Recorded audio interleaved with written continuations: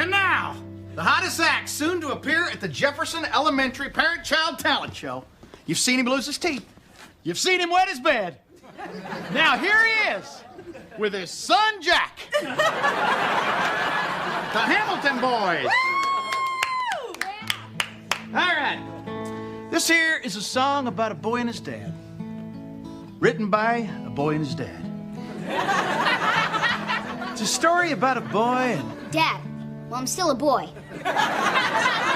Sorry. Hope you like it. Boy and his dad. I'm proud of my boy. And I'm proud of my dad. Sometimes I make chicken. Sometimes it's not bad. Some folks think we're crazy. And we should settle down. I say pull my finger, and you'll hear a trumpet sound. A trumpet sound! A trumpet sound! A trumpet sound! What is that? It's dancing. I don't think so. Oh, trust me, Jackie. These moves drive the chicks crazy. I don't think so. All right, from the top. Here we go. I'm proud of my boy. And I'm proud of my dad. Hold on there. I don't believe I've heard that tune before. That's because Rodney wrote it, Daddy. What do you think? Comedy and songwriting. The list of things you can't do just goes on and on and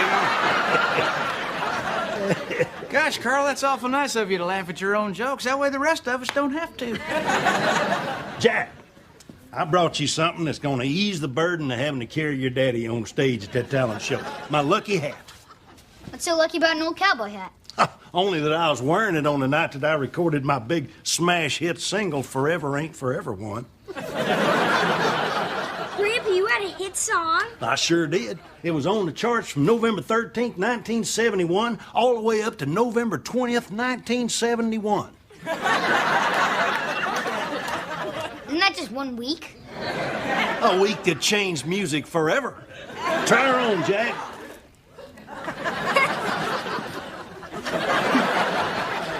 Okay, one more with a hat. I'm proud of my boy. And I'm proud of my dad. And sometimes I eat chicken.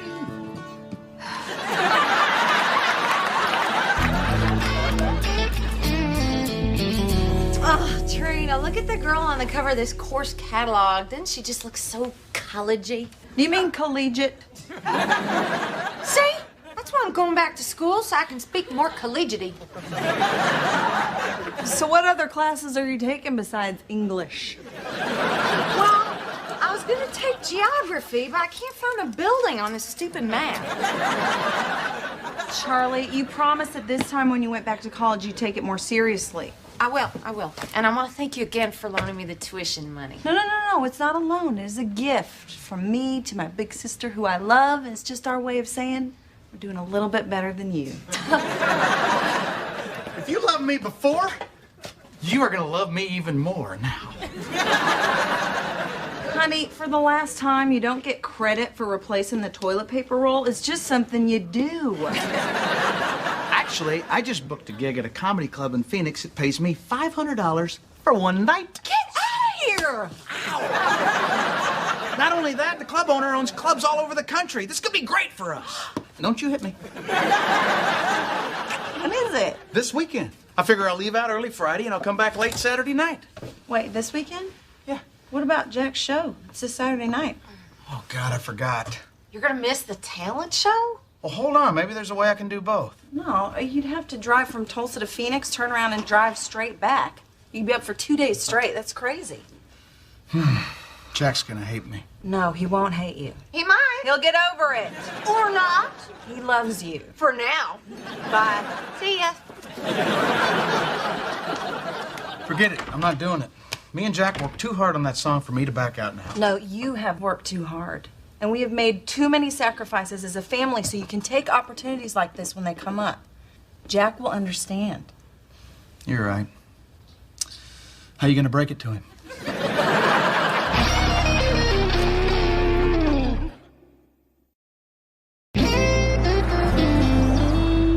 a chance to perform out of town this weekend.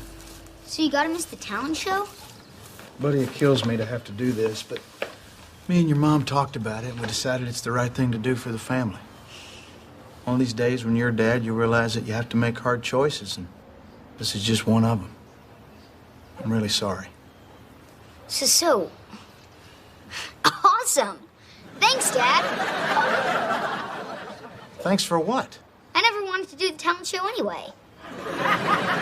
You didn't? No. None of my friends were doing it. Then he started doing that dance. Now it's just embarrassing. Oh. Okay. Well, great then. Of course, I know other dances. How'd he take it? Oh, great. He couldn't be happier. What? He never wanted to do the talent show with me to begin with. Apparently, I'm embarrassing. Oh, the dancing. I know other dances. Boy, I sure do appreciate you coming along with me to Phoenix, Bear. Oh, no problem. It's kind of like a little vacation for me.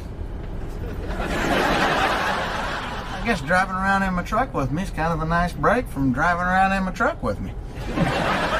Oh, man, vacation's a state of mind. Besides, I needed to get out of the house now that Jeannie's going through the change and all. Isn't she a little young for menopause? Oh, no. I don't mean going through the change. I mean, she's going through the big jar of change. You know, something just don't feel right about this whole deal with Jack. For starters, there's no way I'm embarrassing. Oh, come on, Rodney. This happens with all kids. I just always thought my kids would think I was cool. Why would you think that? Because I am cool. You know, buddy, I've known you a long time, and I am racking my brain, but I cannot recall you ever being cool. Well, I'm a hell of a lot cooler than you are. Oh, here we go. I am. Well, for one thing, Rodney, the cool don't go around telling everybody that they're cool. We also don't refer to ourselves as the cool. All right, you know, maybe we're just both cool. That's right. Oh, look, 18-wheeler. Oh.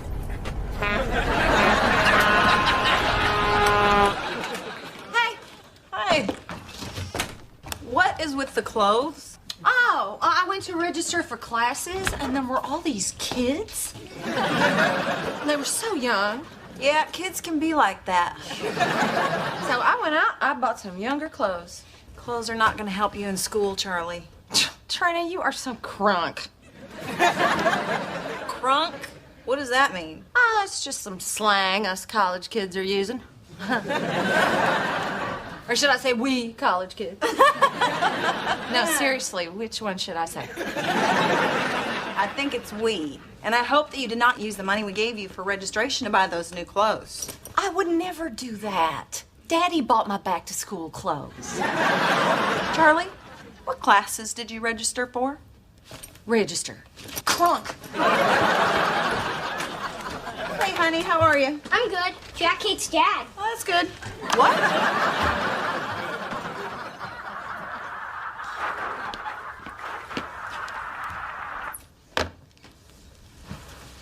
Honey, are you mad that your dad's missing the talent show? No, I don't care about the stupid show. Sweetie, you know he didn't want to miss it. But he is. Come here. You know, if you want, I could fill in for your dad. Good one, Mom. No, I'm serious. I can just learn his part. But you're a terrible singer.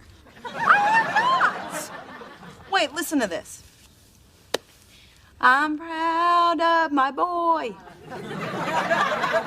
Ooh, that's worse than I remember.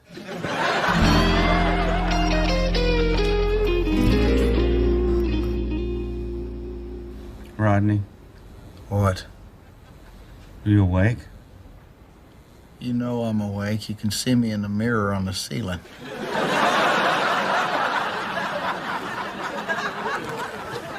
Can we switch sides?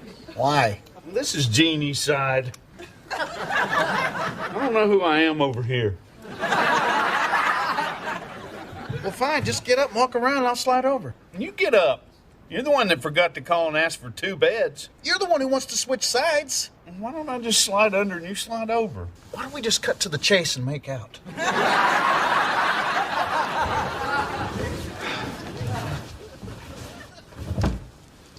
I'm gonna call Trina. Oh, tell her to call Jeannie and tell her that Channel 8 is Channel 15 here.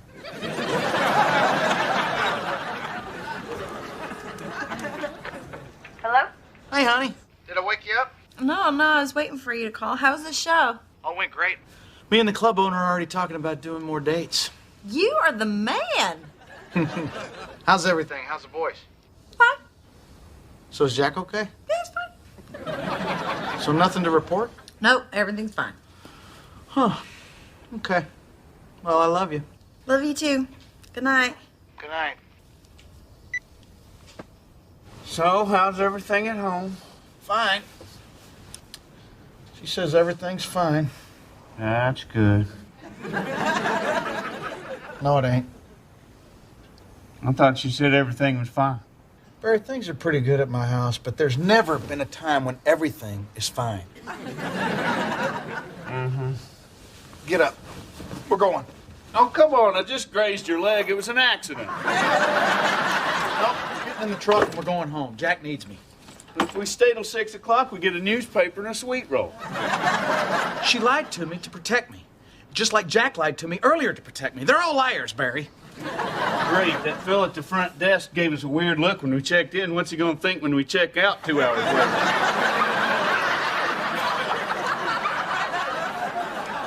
I think he'll be impressed that we lasted 2 hours.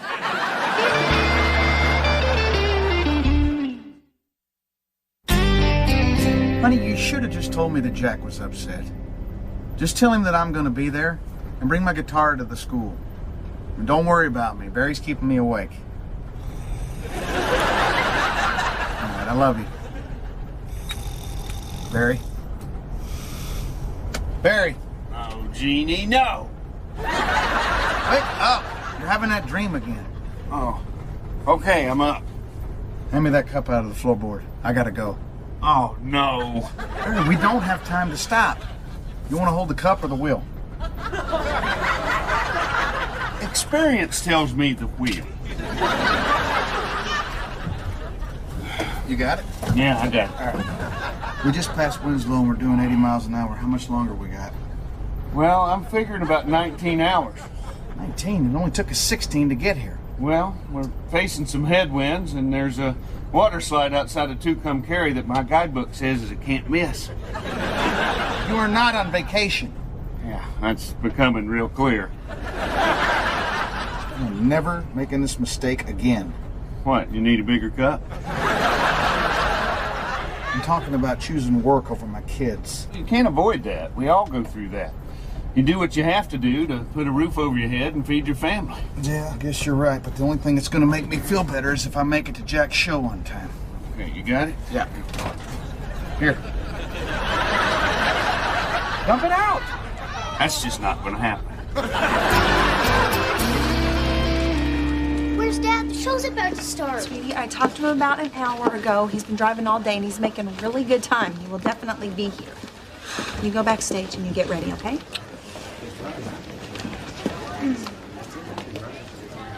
Hey. Hey. You go to the community college? Yeah, I play football. Cool. I go there too. So I guess I'll see you on campus. I guess you will. Maybe I could see you sooner. There's a kegger tonight out by the sewage treatment plant. You want to come? No, she does not. Excuse me? What is that, your mom? Excuse me? Maybe I'll see you tonight. You can sneak out. What are you doing? What are you doing? I'm trying to fit in. Charlie, you did not go back to school to be popular. I know I'm not going back to school to be popular. It's just happening. Charlie, this is what happened the first time you went to college and you wound up flunking out. Maybe I flunked out because I'm not smart enough. Charlie, you are just as smart as any of those kids at that school. Look, I know that in regular life I come off like real smart, but In the classroom, I don't know, something happens. I freeze. I lose my confidence. I get scared. Of course you're scared. Going back to school is really hard, you know? I just wish you believed in yourself as much as I did. Really? You believe in me? Of course I do. I wouldn't have invested all that money in your future if I didn't. It was $100. Let it go already. Hey, Daddy. Hey, Daddy. Hi. Did I miss anything? No, it hasn't started yet, thank God. Where's Jack? He's backstage. Where's the jackass? Rodney? Sure, Bob, do you think we can get through this pretty quick? I'm in a real hurry. I can see that, Mr. Andretti. But we don't condone drag racing here in Tulsa. Don't you need 2 vehicles to drag race? I'd put a cork in that joke hole, Barry Martin. Unless you want me all up in your grill. Look, Gerald Bob, my son's waiting on me at the school talent show. If I don't get there, it's just gonna break his heart. Hell, you know I have a weak spot for the father-son dynamic. Follow me, I'll give you a police escort.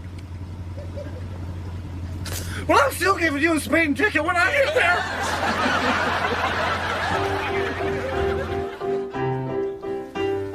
And it was on the charts from November 13th, 1971 until November 20th. Rodney's not gonna make it. He will. No, it's almost time for him to go on. You know what? I'm gonna have to fill in. No! You know, we wouldn't have run out of gas if you hadn't kept sticking your head out the window. It was creating drag. Do I have to remind you why I was sticking my head out the window? Mr. Gas Station hot dogs aren't as bad as they look. Hey, well, Gerald Bob's pulling back around. He can give us a ride to school. What happened to you boys? Gerald Bob, we ran out of gas. Can you get... I'll go get some. Barry, stay with the truck. I gotta get to that school.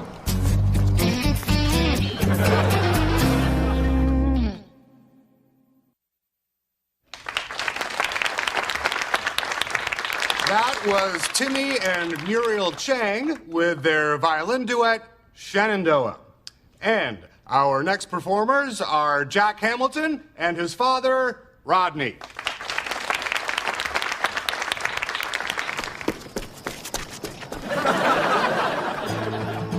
That's my grandson. That's my granddad. He's the nicest, bestest friend I've ever had. He's my buddy. He's my pal. He's really cool. He's really rad. That's my grandson. That's my granddad.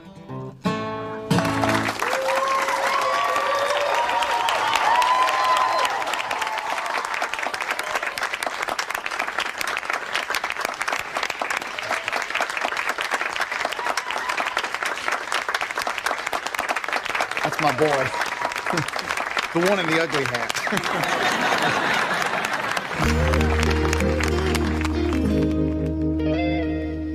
I was so proud of you tonight. Thanks, Dad. You know, during that song, I thought I noticed you doing a little dancing. No, I wasn't. Don't fight it, son. It's in your blood. I'm sorry you couldn't be in the show with me. Yeah, me too. I tried to make it here, but, well, It's okay. Look, Jack, this probably ain't the last time that me and you are gonna have this problem, you know? When I miss things like this, it really makes me sad. I know. In the future, if I let you down, it's okay for you to tell me you're angry. Okay. When you say okay, do you mean okay? Yes. So you're not mad? No. What if I do this? Huh? Or this? Does that make you mad? Real mature, Dad. Love you. Come on. Good night, Daddy. Good night. Night. Good night. Carl, I want to thank you for filling in. It meant a lot to Jack, and it meant a lot to me, too. Oh, well, I'm just glad I got a chance to do something like that with him, you know. I never had a son, and my daughter's musical ability is... Okay, we get it. I can't sing. Are you happy? I'm happy life isn't a musical. You did good today. You know that? I didn't make it to the show. Yeah, but you tried, and that's what's important. Hey, honey, where's the truck? Well, this is my worst vacation ever.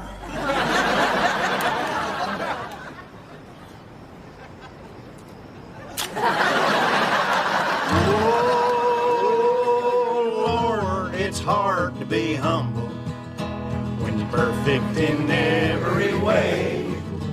I can't wait to look in the mirror, to get better looking each day. To know me is to love me. I must be a hell of a man.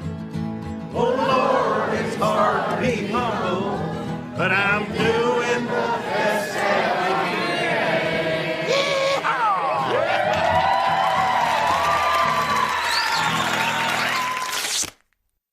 Heavenly.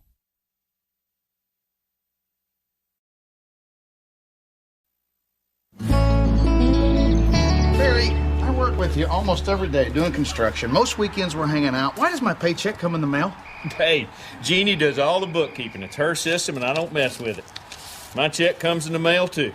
Yeah, well, there's a flaw in the system because she shorted me $20, and I know that's wrong because I didn't lose a single hammer this week. Well, drop her a note and let her know about it. Can't you just tell her it's only $20? What, you're asking me to talk to my wife? Sorry, buddy, that's not how the system works. Uh-oh. What? It's from Trina's work. The Central Bank of Greater Tulsa cordially invites you to attend our first annual charity ball. No, you're gonna love that. That's like a funeral with a band. I'm not going to a ball with a bunch of rich snobs. I'd rather crawl into the house and find out what's making that smell. Well, buddy, you are talking to the right man, because I have spent years eluding all of Jeannie's various functions. I mean, the family reunions, the church socials, the murder mystery parties, her sister's wedding. I have missed them all. Well, I'm going to need your best excuse for Saturday because I'm not going to the ball. I'm not a ball guy. Well, you don't need an excuse. Just tell her the truth. Tell her that you don't want to go. I never started with the truth before. I'm just telling you, the truth always works for me. You mean to tell me that you got out of your sister-in-law's wedding by just telling Jeannie that you didn't want to go? Well, now, I got lucky that time. Blood in my urine. Hey, I'm home. Hey, honey. Listen, I'm going to tell her I'm working with you late on Saturday. Now, Rodney, don't get me involved in your lives. Listen, we promised to back each other up. Remember Vegas, Barry? Or should I say Prince Barry? Hey, how was your day? Fine. How was work? Fine. Yeah, I found out what a backhoe was today. Turns out it's not as dirty as it sounds. Listen, I got a little bad news. Barry needs me to work with him on Saturday all day and all night, so I'm going to have to miss this. Oh, good. The charity ball invitation came. Yeah, I wish I could go, but I can't let Barry down. It's okay. If it was anybody else but Barry, Well, you don't have to go. Really? Yeah. It's a boring work thing, honey. You don't have to go to that. I don't deserve you. I know. Hey, what did you get out of it? We are working late on Saturday. Well, no complaining and no guilt. Nope. I got a special lady in there, Bear. Huh. I guess you do. Of course, maybe she doesn't want you to go. That's ridiculous. Of course she wants me to go.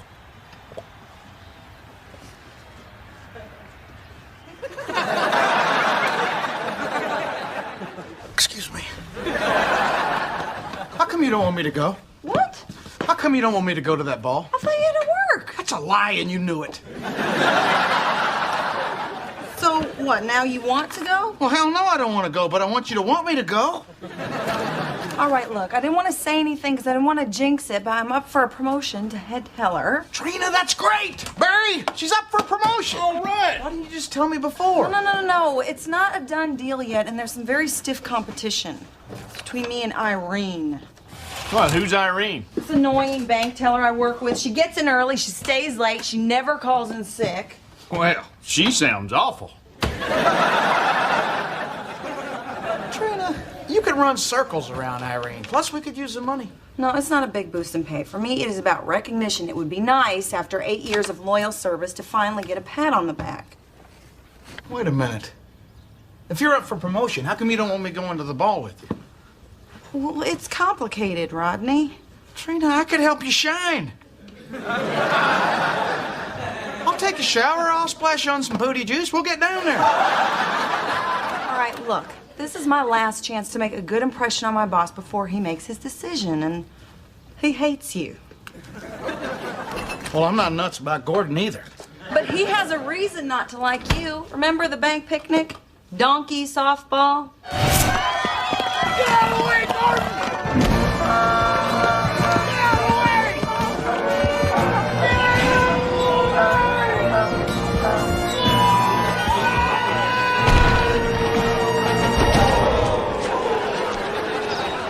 It was the donkey's fault.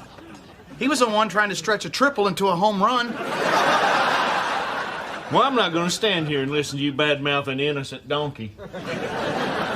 All right, look, just in case Gordon still has hard feelings, I'm gonna go alone. Besides, you don't even want to go. No. I'm gonna go with you. I'll sit down with Gordon, we'll have a beer, I'll smooth everything out, and I guarantee you, he'll have to give you that promotion. Is this one of your guarantees, like you can't get pregnant in a hot tub? Okay, you can go. This is gonna be great. I've never slept with a high-powered bank executive before. Me neither. Maybe that's why after 8 years, I'm still just a teller.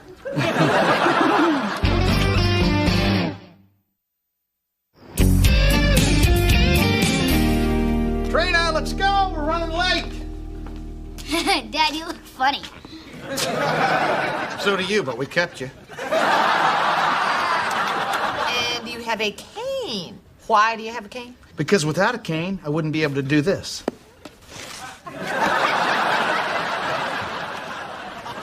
Boys, we are gonna have a great time tonight. You're not gonna make me call your ex-boyfriend and pretend that I'm the son he didn't know he had again, are you? No, Bo's doing it this time. I was kidding. Now, you're gonna help your Aunt Charlie with her psychology homework. All right, what's his number? No, seriously, we're doing homework. But there is candy involved. Cool, all right. Charlie, can I get a zip up? Wow, honey. You look gorgeous. What the hell is that? It's a cane. Ain't it snazzy? This is not the night to express your individuality.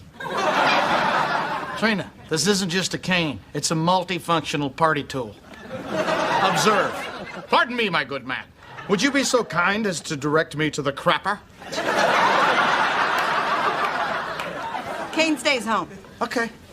But when I'm the only guy there without a cane, you're gonna feel pretty stupid. Ooh, designer label.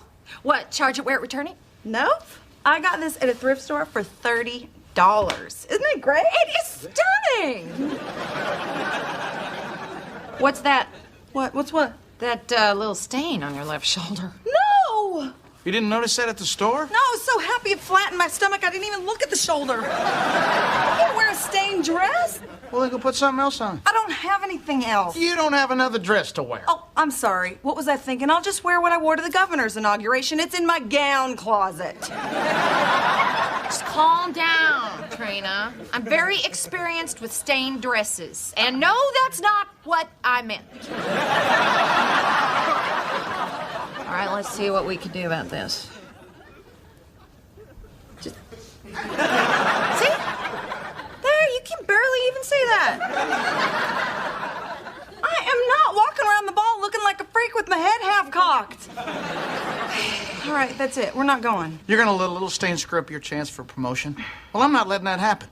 We're going to that ball, and we're getting you that job. Get that! All right. Charlie, what are we gonna do about this? I got an idea. When I am through with you, no one is going to see that stain.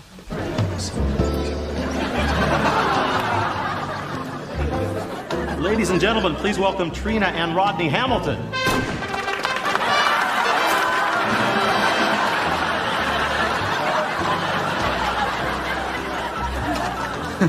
Do you think anybody noticed the stain? Hopefully.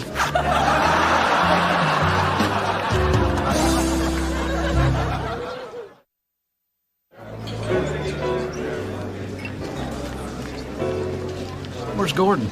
You should say hello. Well, there's his wife, Diane. I don't see Gordon. Ugh, there's Irene. Where? See that orange blob nosing around the head table? Well, her chances of getting shot in the woods are pretty slim.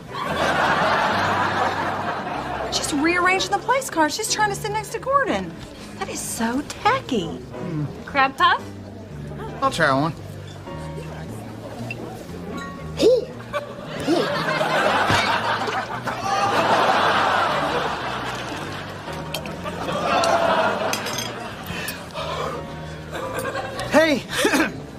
Hey, I found Gordon.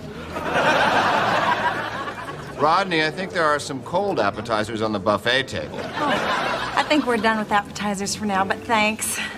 Trina, you look lovely. Rodney, you have a shoelace around your neck.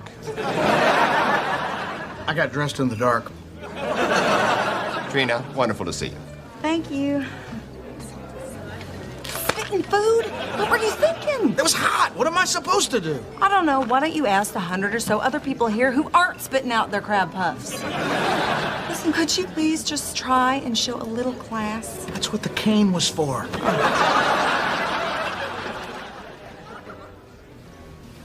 Hey.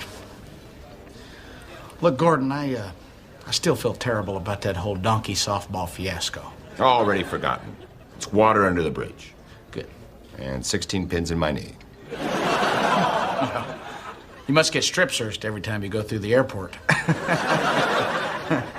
Yes. Yes, I do. Wow, look at that. Yeah, it's called privacy glass. It fogs up when you lock the door. Huh. They can make that, but they can't make a decent pair of X-ray glasses. Excuse me. Okay, Gordo. It's Gordon. I don't care for nicknames. You got it, big guy. Rod Sickles with you on that one. Well, Diane, I just love working with your husband. I mean, I don't know what he's like at home, but at work, he is a hoot. My Gordon, a hoot. Well, yeah, once you get to know him, he really opens up. I mean, not that you wouldn't know him, because, I mean, you share the same bed with him, right? Yes. Yes, I do. Oh, Diane, there you are. I saw you were getting low. Thank you, but Trina just brought me a glass. Well, of course she did. She always knows where the nearest bar is. Trina? Irene? Listen, Diane, I just want to thank you for hosting this because I'm having a really nice time. I'm having a great time. It's not a contest, Irene. I'm having the best time I've ever had in my whole life. Well, I'm glad you're both enjoying yourselves. Irene, I just love that dress. Oh, me too. What color is that? Pumpkin? It's tangerine. Tangerine! I knew it was something edible. Trina, your dress is very similar to one I used to own. Oh, well, great minds think alike. Unfortunately, I had to donate mine to charity because of a stain that was on the left shoulder. Oh, that's too bad. Trina. That's such an odd spot for a corsage. No, it's not. Let me fix it for you. No, thank you. Well, don't you think it's just a little too high? No, I do not. Trina, Irene, let go.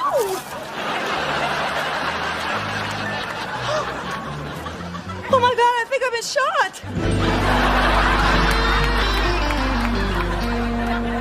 This experiment will demonstrate a type of associative learning in which a contingency exists between the response and the presentation of the reinforcer. Okay, we're gonna need some more coffee. When do we get the candy? Just be patient, subject B. Okay, let's get started. First, take your plates, put them in the sink. Very good. Here you go. Now, please put your chairs in. And here you go. Okay, now put the orange juice back in the fridge and the pretzels back in the cabinet. Both subject A and B respond as predicted to positive reinforcement. Where's our candy? Sorry, no candy this time. It's not fair. Yeah, well, life's not fair. Subject A, angry, despondent, generally snotty. Subject B, not turning my back on subject B. See, it's privacy glass. It fogs up when you lock the door. How does that work? Well, let me tell you, Stan. There's a hose in there. It's hooked up to an electrical current. Got your positive feed and the negative feed, and it's digital. Oh, Gordon, have you met Rodney? Yes, I have. Hey, who wants a beer? I'm buying. It's an open bar. They're free. Well, in that case, let's get some to go. I need a drink. Damn. Are your pockets sewn shut, too? Make it a double. So, Stan, what do you do for a living? I'm in oil. Finally, an expert. Maybe you can answer this question. What the hell is viscosity? Hello, Irene. Oh, hi, Gordon. Hello, Stan. Rodney. I hardly recognized you without your donkey. She couldn't find a date. I'm sure you understand.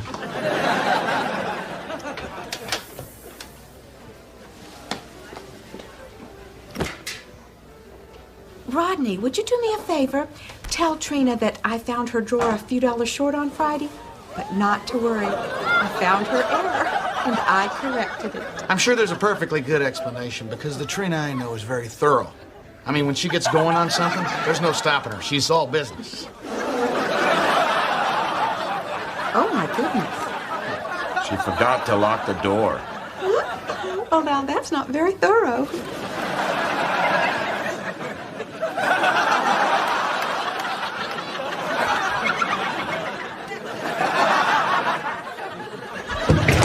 It didn't fog up! You gotta lock the door!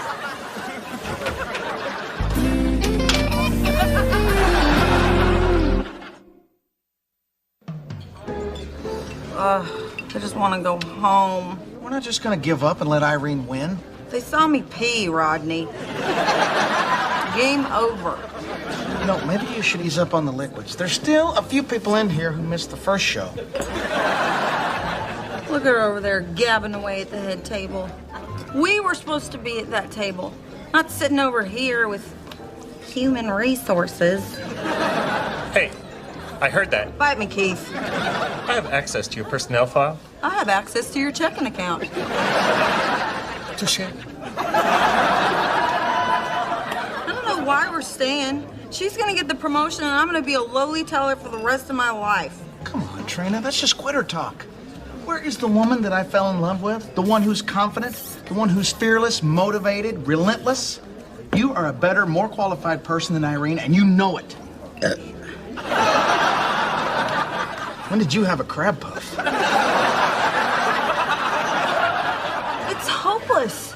She's too good. Her drawer always balances. Her bills are always bang-faced. She can't be stopped. A balanced drawer isn't everything. Rodney, I'm a bank teller. Aside from keeping the pen attached to that little chain, what else is there? The evening didn't go as planned. You got a stain on your dress, you peed in front of your boss. I'm caneless. We've all suffered. But we can still turn this thing around. Come on. Where are we going? It's your time to shine. All you need is a little FaceTime with Gordo. Oh. And a breath mint. Jeez. Why is the door wide open? And where's Bo? I think he's playing in the street. What?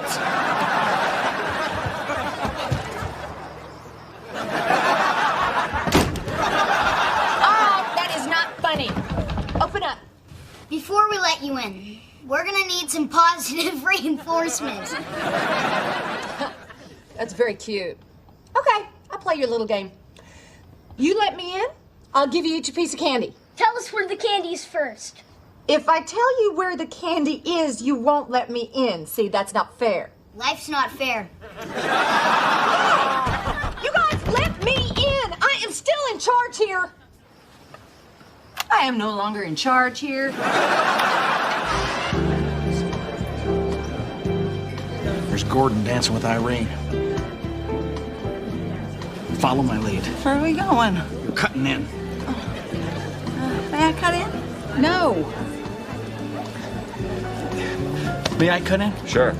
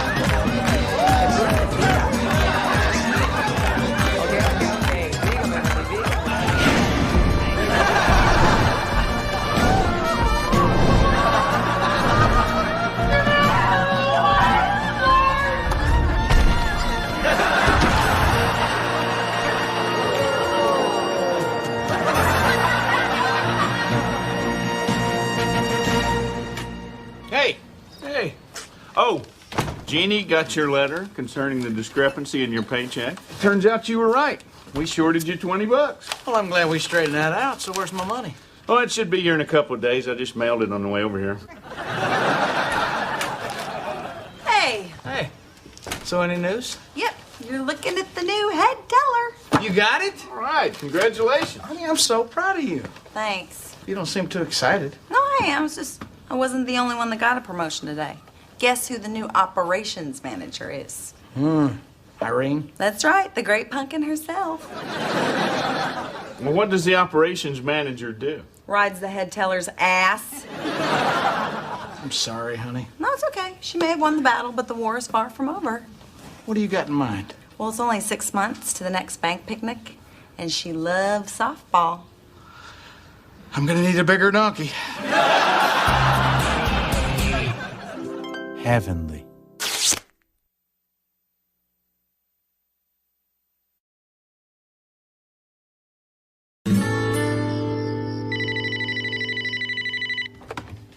Hello? Hey, babe. Oh, hey, honey. How'd the show go tonight? Oh, it went great. You know, I figured the crowd would be tough, but I guess prisoners are more easily amused than I thought. Did they appreciate your shower joke? Oh, yeah. About half of them loved it. The other half, really nervous. So the boys in bed? Yep. I sugared them up with jelly beans. They bounced off the walls for 45 minutes. Now they're passed out. You just described our honeymoon. Hey, what's your ETA? Should I start the popcorn? Get poppin'. I just left the video store. I picked up one with bad language, violence, and adult situations. Now that sounds like our honeymoon. Honey, I'm gonna have to call you back. Keep moving, buddy. Don't even try. Charlie. What are you doing out here? I got in a fight with Kevin and we broke up. Which Kevin? Kevin Shaved Head or Kevin Lazy Eye? Shaved head. Broke up with Kevin Lazy Eye because he was always looking at other women, I think. Oh, I'm so over men. Charlie. What the hell happened tonight? Well, it all started over a basket of curly fries. I mean, it's gravy or it's chili. It's not both. Well, it's good you found out before you had kids. I can't believe I wasted 3 weeks of my life on that bald-headed gravy lover. Come on. I'll drop you off at your place. Wait, can't you take me to your house? Well, I would, but me and Trina are going to cuddle up on the couch and watch a movie. Oh, okay. Well, then I'll just go back to my sad, empty apartment with no sister to comfort me or no shoulder to cry on. Great. I'll have you there in a sec. Fine.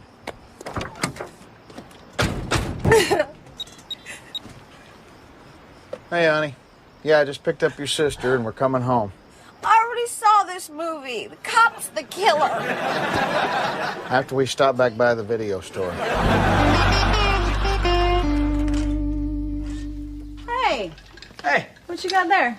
Carburetor. Well, it was a carburetor until somebody unwisely attempted to fix it. Now it just looks like a bowl of ugly cereal.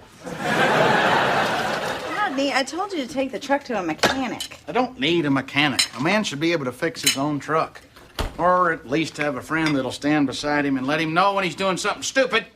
Oh, yeah, you're right. I probably should have been more clear when I said I wouldn't do that. Trina, I'm going to run down to the book bonanza and pick up one of those fix-it manuals. Okay. Oh, I almost forgot. Look what I found underneath the seat of the truck. It's a lottery ticket we never scratched off. That's got to be a lucky one. Here's a penny. Oh, yay. I can't believe it. I won another $100,000. Rodney, how many times are you going to try the fake lottery ticket gag? Well, I bought a box of 100. How many have I used so far?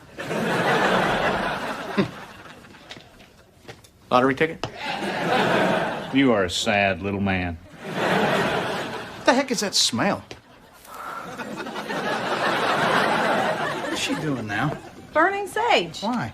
Well, she feels that her trouble with men is that her aura is all closed up, and so the sage is supposed to help open her aura.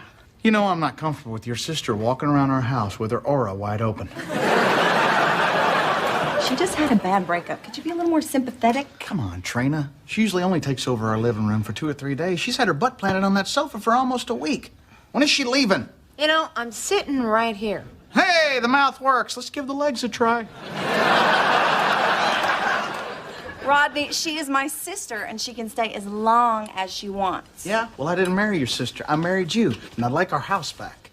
I'd also like to go to the bathroom in the middle of the night without sitting in somebody's lap. I told you I was sorry about that. And what are you doing sitting down to pee anyway? To keep from peeing on the floor. You know, in college, we used to bake that stuff in brownies to hide the smell. Sage. Ah, somebody got ripped off, huh? That's a buzzkill. Charlie, you got to get past this. You can't stay here forever. Rodney, you don't understand what a woman goes through after a breakup. There's a healing process. You need to sit back and look at what went wrong. I'll tell you what went wrong. The same thing that always goes wrong. Charlie picks losers. She needs a decent guy for a change. There are no good guys. It's not hard to find a good person. People do it every day. Trina found me. Look how happy she is. Yep, it doesn't get any better than this. It's not true. You guys got lucky. It is not that easy to find a good guy. Charlie, I could walk out that door, walk around the block, and pick out 10 of them right now. Well, if you're so good at it, why don't you find me a man? Charlie, I love you, but I'd rather be locked in a cage with a horny gorilla. Rodney, just go to the bookstore. Yeah, while you're there, can you get me more magazines? No, you're going to pick them out on your own because you're going with me. It's time you got back out in the real world. Let's go. I don't want to. I don't care. It's for your own good. You need to feel the wind in your hair and the sun on your face. Let's go. Barry, coming?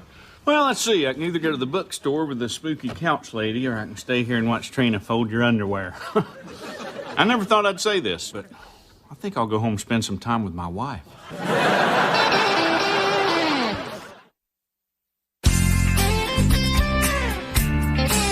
You wouldn't know a good guy if he fell on you, Charlie. I'll prove it to you. Take those 2 guys, for example. Tell me which one you'd pick, and I'll tell you why you're wrong. Okay. I picked the one in the khakis.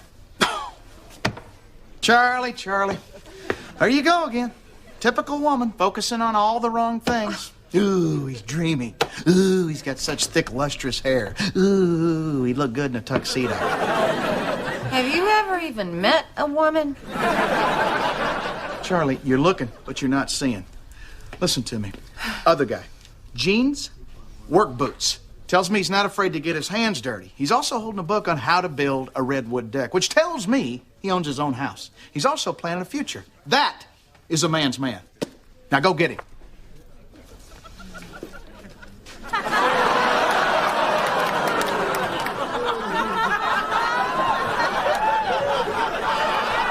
Okay, all right. Well, we'll just call that a draw. But I was right. He was a man's man.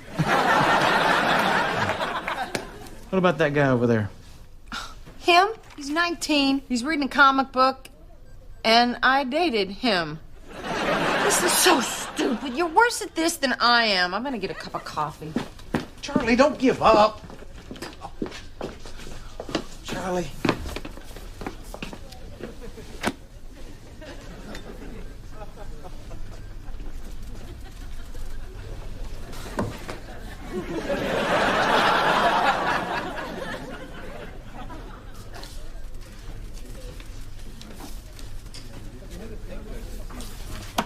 Hey, how's it going?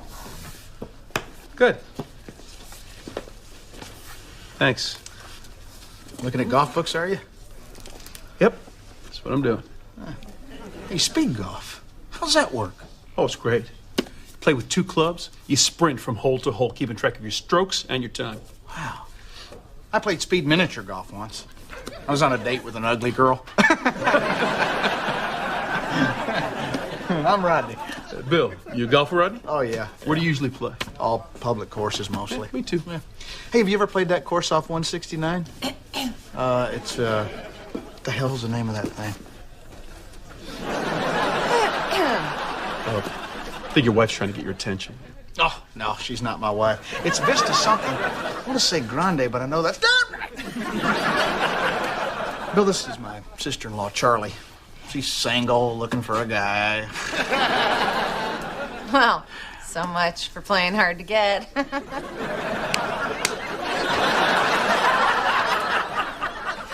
So, how's the coffee here? Well, it's a little expensive. Tastes a bit like, Vista Camino! Yes! That's the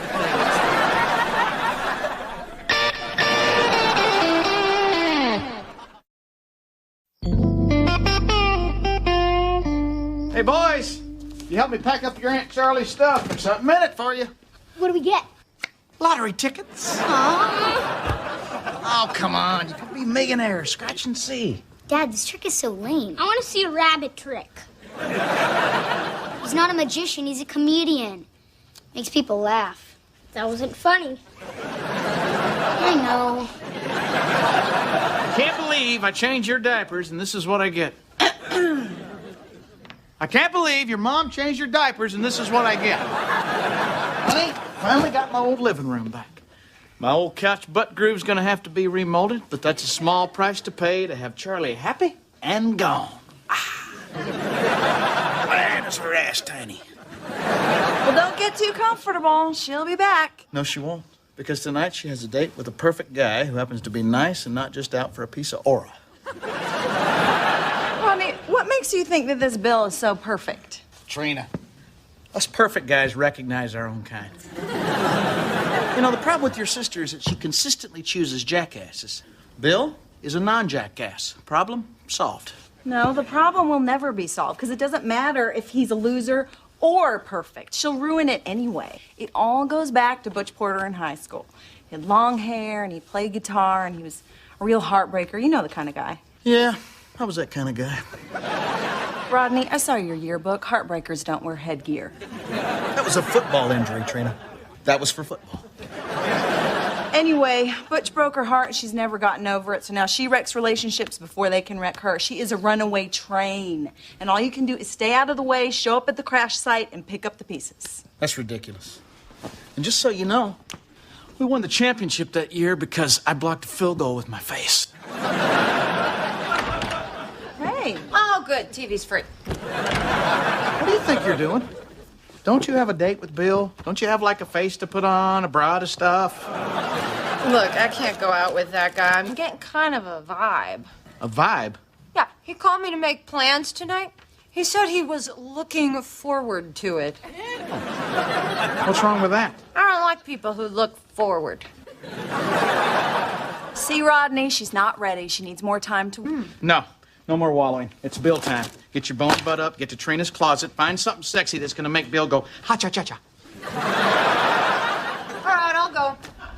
But I'm gonna drink heavily and talk in my mouth full. See? Train wreck. No, tonight the train is staying on the track because we're going with them. We are going on Charlie's date? Yes. And if you don't mind, kind of wear something frumpy so she looks hot. Actually, what you got on looks fine. So, you guys always date as a family? Nope, this is a first. But don't worry, you'll only have to kiss one of us goodnight. Her. So what's good here? Her. If you like steak, the New York strip is really good. So, Bill, what else do you like to do besides golf? Oh, I love extreme sports. Whitewater rafting, skydiving, a little bungee jumping. Wow. Hey, have you ever tried extreme night hiking? Oh, man, talk about a rush. You're out in the middle of nowhere, no supplies. You spend all night trying to get your way back to civilization. He was on his way home from a gig, ran out of gas, and got lost walking home. It was still a rush. So, Bill, where do you see this relationship going? All aboard. Hey, who needs a drink? I know I do. Are you hesitating because you're afraid of commitment or because you were counting on a one-night stand? Going down the track. Waiter? Well, hey, I think it's important to cut to the chase. I mean, I'm getting too old to play games. Oh, and speaking of age, I'm going to be needing to have kids ASAP. Are you fertile? Charlie, don't scare the guy off. Oh, it's okay. I love kids. Everything I've ever loved has died. Sounds like a challenge, huh, Bill?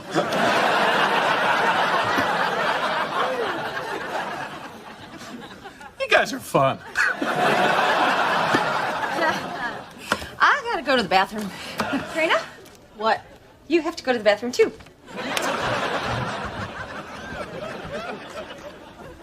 I wonder what's taking him so long.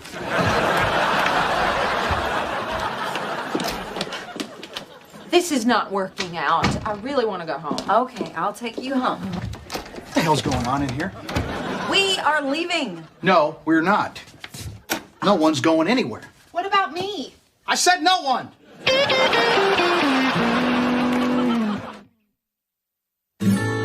Look, Charlie, sitting out in that restaurant is a perfectly good guy who happens to like you in spite of the fact that you came off acting like a complete nut job.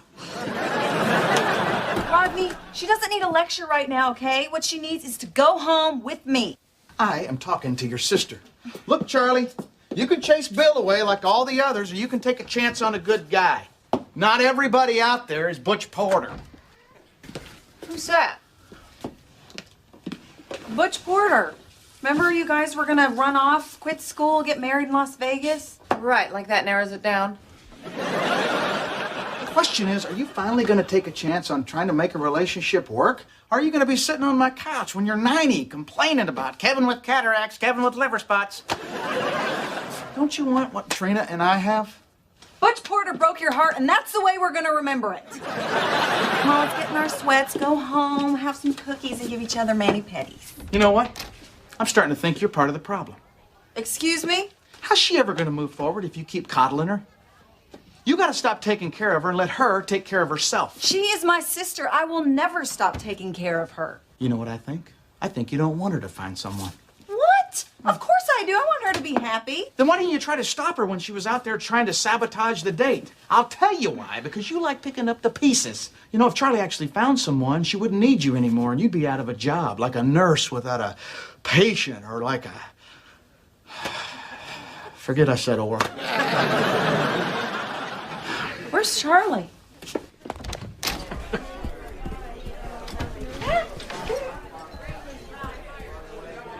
Looks like she's back on the track. Chug, chug, chug.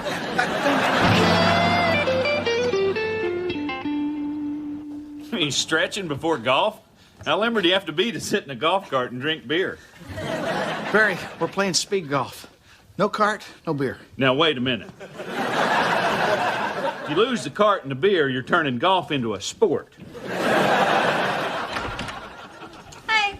Hi. Oh, Rocky Road, you poor thing. You need a hug? No. They have ice cream? Yeah, this is just to replace what I ate while I was here.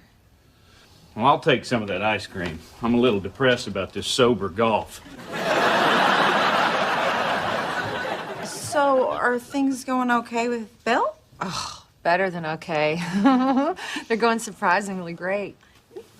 Is it getting serious with you two, or? Well, not head over heels or anything, but I like the guy. We'll see. Listen to me. I sound almost normal. And Rodney, thanks for not letting me wreck this one. You're welcome. Well, Charlie and her sage stick are gone. And the only aroma left in this house is the sweet smell of I told you so. All right, maybe you were right. I saw the ice cream. I suddenly became Nurse Trina, and I guess I do like taking care of my sister a little too much. Honey, don't beat yourself up. She's your sister, and you'd do anything in the world for her, and I love you for that. But, honey, always remember, the most important thing here is that I was right! I was right! I was right! I was right! Well, I gotta admit, speed golf is enjoyable, but I think that running with an open beer in my sock turned out to be an error in judgment. Well, I told you guys you'd have fun, huh? A good game? There we go. Bill, I can't thank you enough for what you've done for me. My sister-in-law loves me. My wife told me I was right for the first time ever. I mean, my life at this moment is probably the best it's ever been. So to celebrate the day, I bought us all some lottery tickets. There you go, Billy boy. No, nothing. Darn the luck. Me neither. How about you, Bill? Oh, my God. Oh, my God. You're not going to believe this. I'll bet you we will. I just won $100,000.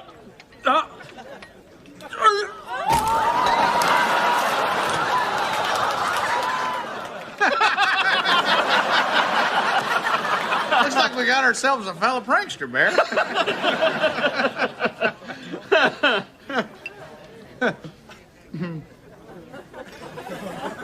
He sure is a still son of a gun, isn't he?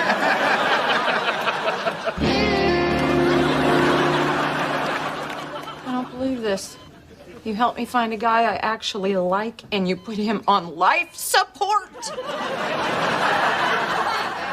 Come on, Charlie. You know it was an accident. Hey, look on the plus side. Yeah, it practically killed. I'm sorry, you people supposed to be here? Who are you? I'm Bill's wife. Who are you? Hey, sweetie. Hey, sweetie.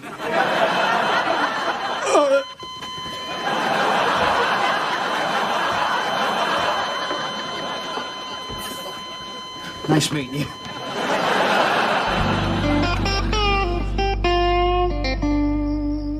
Well, at least we know how to deal with Charlie the next time she loses a guy. I'm not gonna coddle her. And I'm not going to let myself get sucked into that whole situation. Do you know how lucky we are to have each other? Yeah, I do. And we need to make the most of these times that we have alone. You know, I'm sitting right here. I love you. I love you more. You want to make out? Mm-hmm.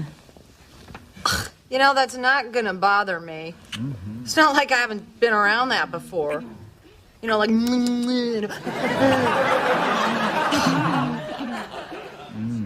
Oh, okay, that's gonna work.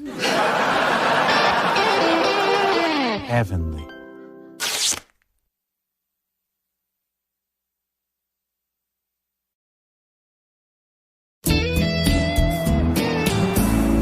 Okay, remember, Bo, hike me the ball on the third hut. Okay. Hut, hut, hut!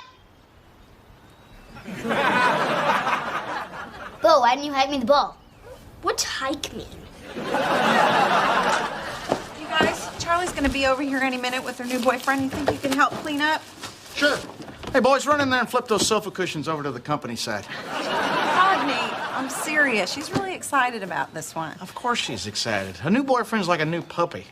It's all cute until it gets drunk and pees on the carpet. Trina, Rodney, boys, this is Professor Kirk Humphrey. Trina. Hello. Hello. Honey, you don't have to call me professor every time you introduce me. Yes, I do. I have a reputation to rebuild. Trina, these are for you. Oh. They're ranunculus. Oh. They look okay to me. Thank you. They're out of season, so I had them flown in from Australia. Oh, put these in water then. I'll help you. Make sure it's warm water. And add a teaspoon of sugar. Okay. It keeps them fresh. I once kept an Easter lily for 42 days. I once made a clock out of a potato. Was it russet or Yukon Gold? It was, brown. And it ran 5 minutes slow.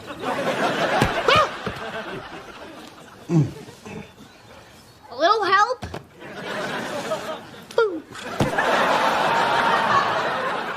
Did you play college ball?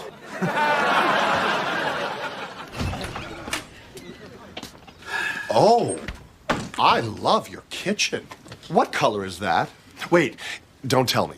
It's either buttermilk or eggnog. Well, there's some eggnog up there, but that's because we lost the top to the blender. Kirk, would you like a tour? I'd love one. Hey, you picked a good time of year. Lines are shorter. Can we stop at the washroom? My hands are a little messy from football. Have you noticed that Kirk seems a little less like a guy friend and more like a girlfriend? What are you talking about? He just seems kind of, you know. Rodney, you think anybody that wears a mock turtleneck is, you know? Because they are. You remember my Uncle Wally? Your Uncle Wally didn't wear turtlenecks. No, but his husband did. Rodney, Kirk is a college professor. He's educated. That's what educated men are like. Yeah, call it what you want, Trina. He still takes off other men's pants one leg at a time. And here we are, back in the kitchen. You know, I saw something very similar to this on my trip to Buckingham Palace. Oh, that must be where the pepper shaker is. Did you know Kirk traveled all over Europe with his men's choir? Did you hear that, Trina? Europe. Hi, darlings. Hey, Daddy. There he is. Hey, Carl. Boy, those mock turtlenecks are like man magnets. How are you, Mr. Woodward? Hey, I told you, call me Carl. Any man I take up to my private club to play golf, I expect him to call me by my first name. I thought you told me there was a no guest allowed policy there. Well, that sounds like something I might have said. How about we all go sit in the living room? Boy, your dad sure is warming up to Kirk. Are you jealous because he played golf at his club? Hell no. I can jump that wall and play any time I want to. I have something I'd like to say. I haven't even told my family yet. This is how my Uncle Wally did it. Now, I know Charlie and I haven't known each other for a long time. We're getting married! Honey, we agreed that I would give the joyful oration. My Uncle Wally used to give joyful orations. Can you believe it? I'm taken! Wow, that is news! Isn't that great? You knew about this? Well, of course I did. Kirk asked for my permission. I gave him my blessing. Now, don't just stand there, dummy. Let's have a toast. You got any champagne? Oh, sure, but it's the canned kind. It's going to taste a lot like beer. Well, that figures. I'll tell you what, I'll run down the store and pick up some of the good stuff. Good stuff? You didn't get the good stuff when me and Trina got married. Neither did Trina.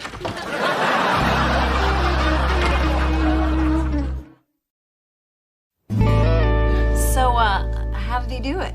Oh, he took me out to dinner and popped the question, and I said yes. That's it? Pretty much. I had the ahi, and she the tilapia with the pine nuts, which I normally eschew, which of course made me wonder if we were actually compatible. The only word that I understood that you just said was nuts. Anyway, the waiter cleared the plates away, and then we... asked her to marry you? No. I arranged for a carriage ride to the park. Then you asked her to marry you. No. Then we got to the lake, and there Kirk, can you just give me the short version? I'm sorry. Am I boring you? No, I was kidding. You know how guys tease other guys. I love that. Anyway, we get to the lake. So? What do you think? Well, he seems nice. I don't really know him. Oh, well, he's a professor of literature. And his office hours are 3 to 5 on Fridays. Oh, and he's so cute when he says pencils down. Well, I am happy for you. Okay, what's up with you? I just got engaged, and you got that fake smile plastered on your face. It's not a fake smile. Why can't you be happy for me? Charlie, getting married is a big step, and it seems like you hardly know the guy. I've been in his class all semester, every Tuesday and Thursday. You told me you don't have class on Thursdays. Yeah, I skip Thursday. But I'm sleeping with the professor. I think I'll be okay. Hey, look, I knew Kirk a lot longer than you knew Rodney before you got married. That is different. You're damn right it's different. I'm not pregnant. We don't have to get married. We want to get married. Don't get mad at me for a mistake that you are making. Mistake? The only mistake I made was thinking that you'd be happy for me. And then you ask her? No, that's when we got out of the paddle boat. Come on, Kirk, we're leaving. All right. Well, Rodney, we'll finish this tomorrow. Great. It's faster than I expected. I mean, I'm right about this, right? Yes, you're right. I should have never done it. I'm sorry. You have no idea what I'm talking about right now, do you? And you have no idea what I'm talking about. Right? I'm talking about Charlie ruining her life. I mean, I know she's not the most sensible girl in the world, but getting married to someone you barely know is ridiculous. No. I'll tell you what's ridiculous. That your daddy is more excited about his new gay son-in-law than he is about his old straight one. Stop saying that. And since when do you care what my daddy thinks of you anyway? I don't. It's just that all these years I thought he was a jackass to everyone, but it turns out he's just a jackass to me. Rodney, get over yourself. My daddy is an equal opportunity ass-jacker. You know, I'm just saying, would it have been too much for him to be in our corner when we got married? I mean, hell, we did it all ourselves. Well, we had Charlie. She believed in us. And she had plenty to be concerned about. I mean, you didn't have a job. You lived out of your truck. There was nothing redeeming about you. Am I a terrible sister? No, but I'm starting to think you're not that hot of a wife. What is wrong with me? So what? So they've only known each other a short time. The same was true for you and me. We turned out okay. I mean, there's no reason why Charlie and Kirk can't be just like us. I can think of one. Don't say it. All right, tomorrow I'm going to help her plan her wedding, and I want you to take Kirk out and do something with him to welcome him to the family.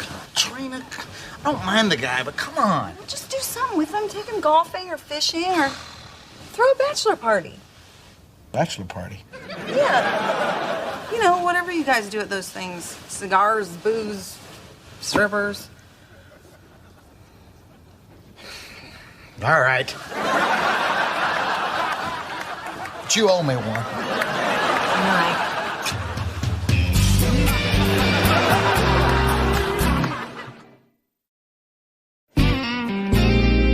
Thanks for showing up to the bachelor party on such short notice. Oh, don't mention it. This is important. I can find out about Jeannie's biopsy tomorrow. So who else is coming? Well, Kirk's kind of new in town, so he didn't really know anybody, so it's just going to be the two of us. Just the two of us getting lit. That's not a bachelor party. That's a Tuesday. Ah! Hey, there he is. Yeah. Kirk, Barry. Barry Kirk. You're right. That's like holding a baby perch. Rodney, thanks for having this little get-together for me. My pleasure. It's one of the two things I'm good at. Bachelor parties and being able to watch scrambled porn. Oh, God, you're serious? Well, why don't you say we start out with a round of shots? I'll have a Pinot Grigio.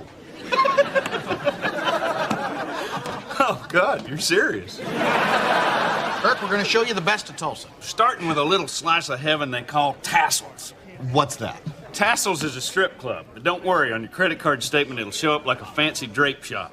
Hey, I don't really like strip clubs. Why don't we just stay here, have dinner, and if you guys want to get crazy later, we'll go somewhere else for dessert. I'm thinking gelato. Okay, look, you're not allowed to talk like that down at Tassel's. I'm just not sure about a strip club. Fellas going to a strip club? Hey, Plumber Dave. We're not sure yet. Yeah, it's up to Kirk. Kirk! You're Kirk, right? Kirk! All right, I'm in. Howdy, boys. Oh, hell.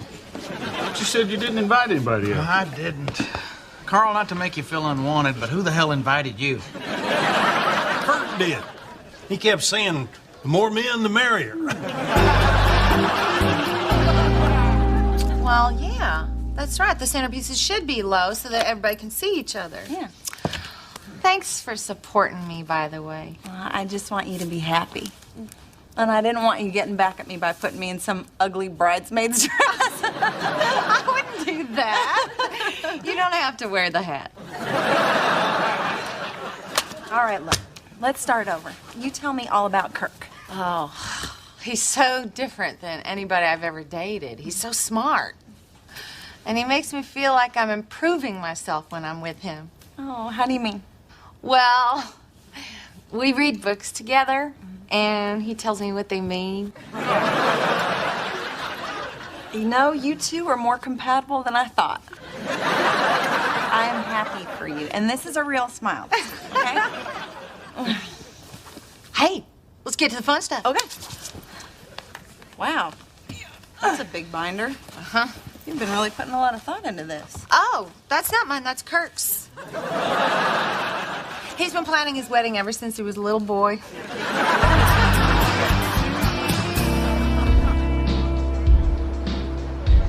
Here we go, boys. Oh, thank you, Carl. Hey, how come he got two? Hey, where I come from, the groom always has to double fist them. Well, don't say it. Carl, let me pay for these. Oh, I can't buy my son-in-law a beer. You didn't buy me one. I can't buy my favorite son-in-law a beer. I insist. You're already shelling out $20,000 for the wedding. Ugh, just looking at beer makes me have to tinkle. Excusez. $20,000 for a wedding? Do me a favor, Carl. Don't let Trina know you're playing favorites with your daughters. It's not about me playing favorites. Oh, yeah. Mine and Trina's wedding cost $32. That included the preacher, the license, and the little fat boy who sang 3 times a lady. And this cheap SOB wouldn't even spring for a photographer. Hell, you're lucky I even showed up. Well, a wedding isn't a wedding without a drunk in a cowboy hat throwing rocks at you. I saw you. Listen, I'm just glad Charlie isn't making the same mistake as Trina. At least she's marrying a real man. You know, I could give a damn whether or not you like him more than me. But there's no way that somebody who has to tinkle is more of a man than I am. Well, that's what you think. Kirk is somebody that I can respect. He's got a bunch of degrees. He's got a steady job. He drives a nice new luxury automobile. Carl, what the hell is your problem? I don't have a problem. Oh, great. Why couldn't I be watching a fight with strippers blocking my view? You know, for the last 10 years, I thought you just treated everybody like crap. Now I realize it's just me. That's another thing, Rodney. Kirk is a little quicker on the uptake than you are. Guys, seriously, Tawny's in the middle of her pole routine. I'd like to see the dismount. You know what? As organizer of this bachelor party, I don't want you here anymore. Oh, yeah? Well, as underwriter of the wedding, I am cordially uninviting you to attend. Well, this couldn't have worked out any better. Right. I'm out of here. Hey, I think Tawny likes me. Did you see the way she smiled at me when she was crawling away?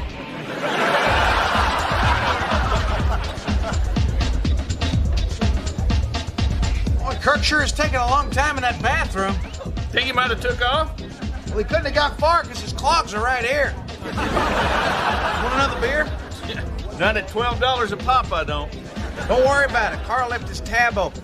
The way I see it, He owes me and Trina $19,900 and some change. Well, in that case, I'll take 2 beers and a sweatshirt from the gift shop. You guys need to get yourself to the VIP room. Can't. We're clog setting. Well, Kirk's in the VIP room and he's ruining it for everybody. What? Your buddy's a stripper hog. Are you sure you mean Kirk? Tall, mock turtleneck, uses the word delicious to describe stuff that isn't food. Guys, can I borrow a few bucks? What the hell's going on in there? Ah, just have a little fun. Now, about the cash. Well, I think I got a couple of singles. Singles? That is the VIP room, bro. I have maxed out my credit card and my bank card is completely drained. It's like he's a different guy. Whatever you do, Barry, don't put those clogs on. Would Tiffany, Brittany, and all 4 Ambers report to the VIP room? Did you hear that? I need cash! As a professor, I can tell you that the odds of having all 4 Ambers in the VIP room at the same time are astronomical. Hey, bro, buy a bet for a lap dance. Well, he might be a good professor, but he sure is a crappy gay guy.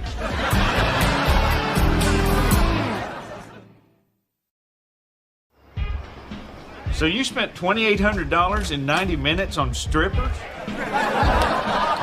Don't you know anything about strip clubs? You're supposed to do what we do. You stand behind the guys with the money. I can't believe this. I thought I had it under control. Had what under control? I have a little problem with exotic dancers. Well, I have a little problem with chocolate, but you don't see me rubbing it all over my face. It's kind of an addiction. I've been clean for 6 years. Come on, you can't get addicted to strippers. We're gonna get back inside or what? Well, now I know why you didn't want to come down here. I should have told you. It's kind of embarrassing. I get in that environment and I just can't control myself. Well, you're gonna have to tell Charlie the truth. I will. But it'll break her heart. Well, you fessed up. Now, let's get back on that horse.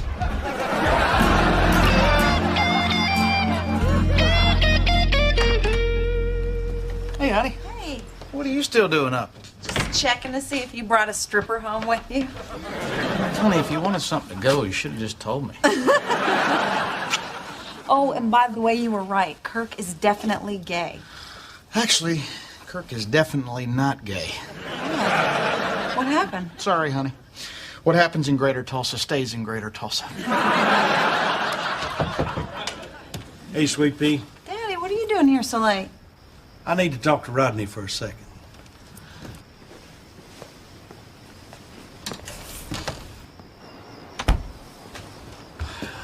What do you want? You know, you asked me earlier why I thought you was less of a man than Kirk. I just came over here to tell you the main reason. Well, it must be a real zinger if you climbed out of your coffin this close to sunrise.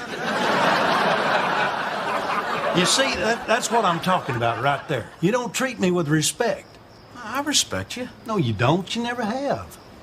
I pretended to when I first met you. You never asked my blessing to marry Trina. Then you went and got her knocked up and didn't have a pot to piss in. Didn't even have the courtesy to come to me like a real man and ask for my daughter's hand.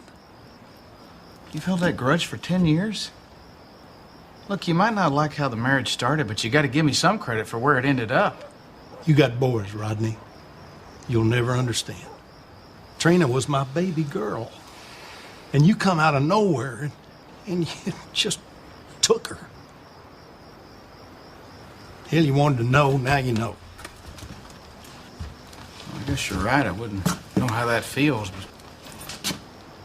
You know, I'm sorry if I offended you. You got to realize I was young and stupid. Oh, I got to admit, you've taken pretty good care of my little girl. Tell me something. If I would have come to you and asked for her hand, would you have still been a jerk to me all these years? Probably. It does brighten my day.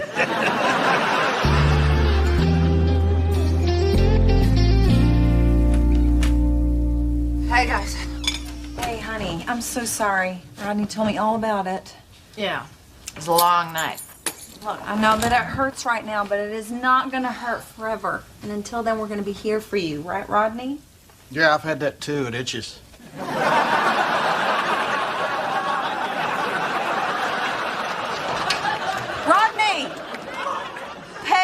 attention. She just broke up with her fiance. We're not calling off the wedding. You're not? But Kirk's got some real problems. I mean, you've broken up with guys because their sideburns were uneven. Well, that's because I didn't love those guys. I love Kirk. So you're still gonna marry this guy? Well, Kirk thinks that's the best way to put this behind us. Well, what do you think? I think he's right. I mean, you should have seen him when he thought he was gonna lose me. He was bawling like a baby. Shocker. Anyway, that's why we're gonna get married on Valentine's Day. Next week? Mm-hmm. Kirk thinks it'll be romantic. All right, well, if this is what you really want, then I could not be happier for you. Let's plan a wedding. Hey, since the wedding's back on, can we have another bachelor party? No! Heavenly.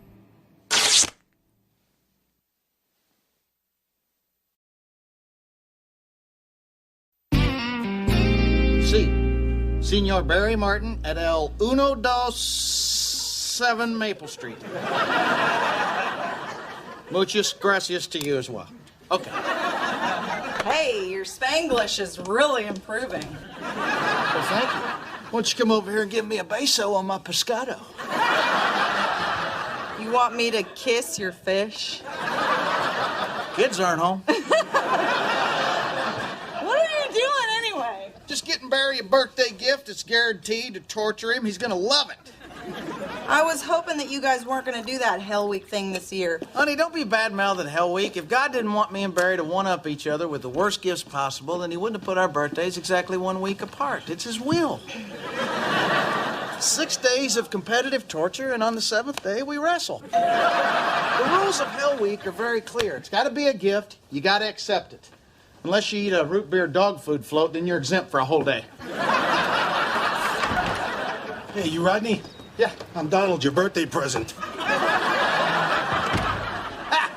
And so it begins. Can I sit up here? Oh, sure. Boy, Barry's starting off strong this year. A massage from a big, fat, hairy guy. No offense. Hey, none taken.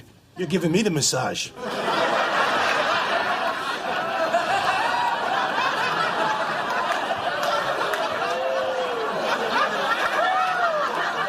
Boy, I didn't see this coming. I should tell you, I carry most of my tension in my buttocks.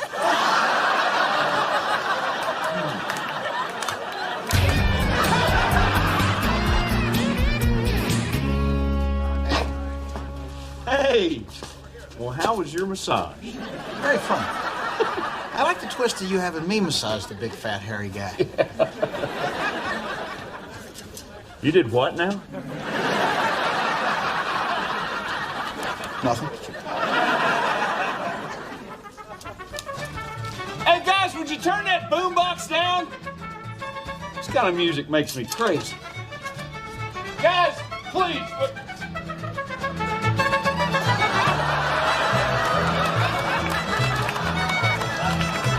Happy Hell Week, Bear! Please tell me these guys are not going to be here all day. No, they're going to be here all week. Following you everywhere. Hey, Jack, hand me that phone book. What happened to the tripod? Oh, it's broken. Your dad kicked it over with his foot when we were,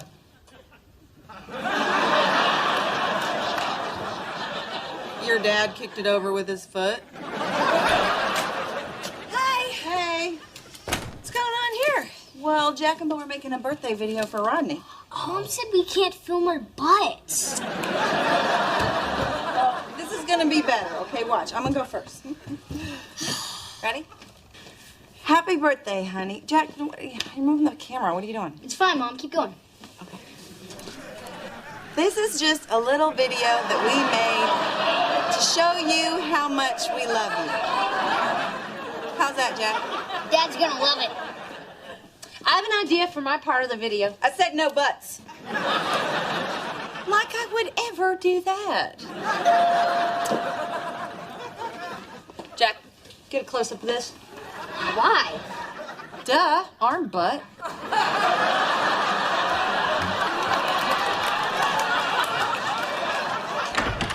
Oh, hey, Mrs. Baxter. Oh, you poor thing. I rushed over as soon as I read the obituary. Obituary? Whose obituary? Your husband's. Oh, you're in shock. Here's a casserole. I'll come back at a better time. Rodney? What is it? You're dead. Come on, Trina. It was just one strip club. Barry made me go. According to this, you died yesterday. What? That has to be wrong. The struggling comedian, failed construction worker Rodney L. Hamilton passed away on Monday from a staph infection resulting from his weekly pedicures. Barry's on fire this year. Listen to this. Rodney, survived by his wife and 2 children, will be fondly remembered for inspiring others with his favorite greeting, "I have both he and she parts."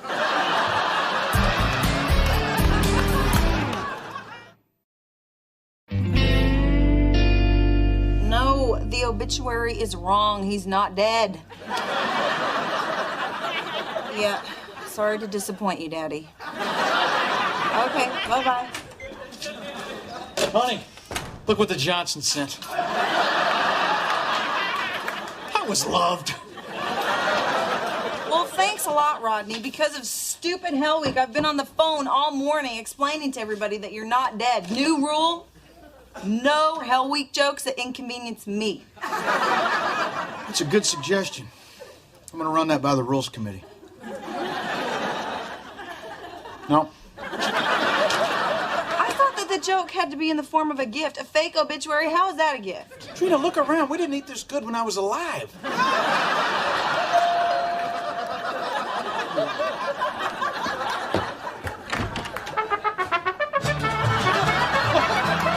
Swear to God, Rodney, I'm gonna kill you.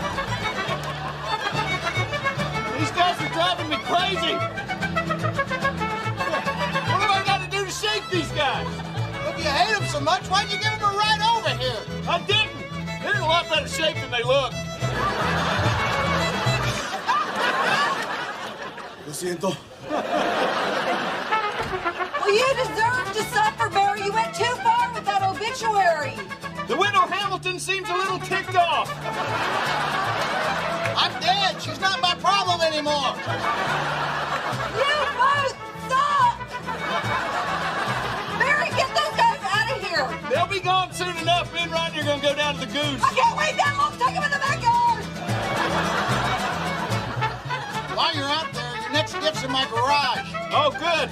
Maybe the carbon monoxide will slow them down.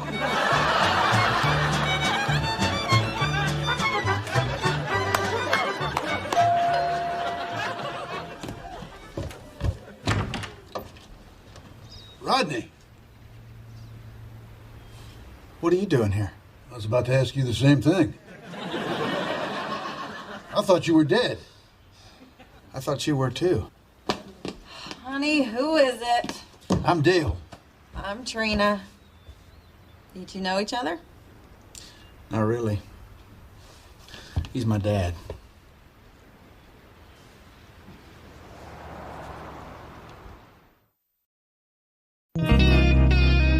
So, you're Rodney's dad? Yep. Honey, do you think you could... Yeah, I'm gonna do the... Yeah, could you? Yep. What are you doing here?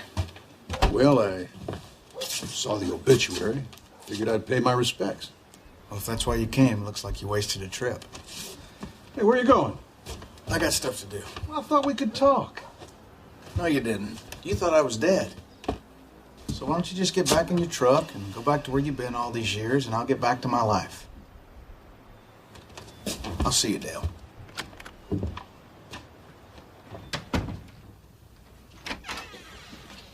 You okay? Yeah, fine. Me and Barry are gonna head down to the Goose. What about your dad?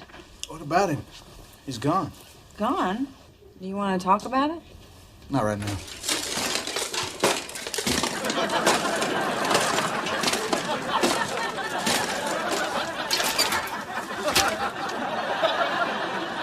Do you have any baby powder? Sir Lance hurts a lot.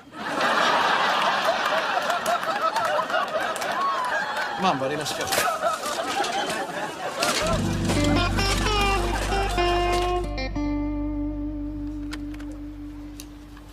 Oh, you're still here. Yeah. I just thought I'd have a cigarette before I hit the road. Okay. You got any cigarettes? Sorry. Well, I guess I'll head on out then. You came here to pay your last respects to your son. When you figured out you could actually talk to him, now it's time to go. Well, he doesn't want to see me, that's pretty clear. I can't say as I blame him. Hell, I bet he cusses my name every day. Truthfully, he doesn't talk about you at all.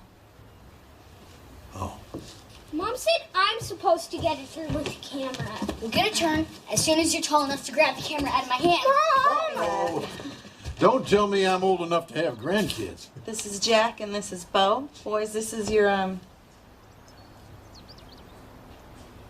this is your grandpa. But Grandpa Carl's her grandpa.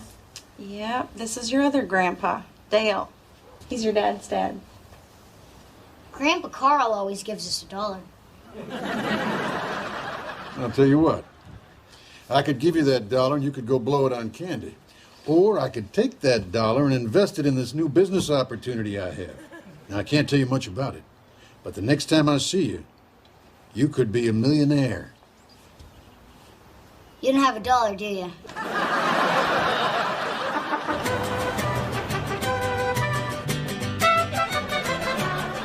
Then when I was 16, he showed up one night to borrow $50 and said he was going out for cigarettes, and that was the last time I saw him until today. Oh, and anyhow, that's what I would have told him if I were you. You didn't hear a thing I said, did you? No, and methinks thou didn't hear a thing I said either. Hey, senor, we're gonna take a break. Oh, finally.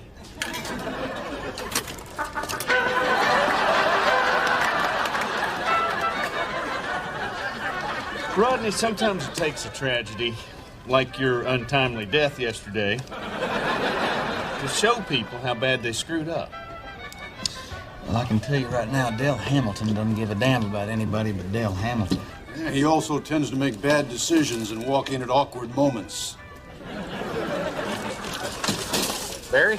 Dale? Dale? Barry. Pleasure. It's nights get in free night. Well, I don't really have to pee, but I guess as soon as I get my armor off and get at my doings, I probably will. So.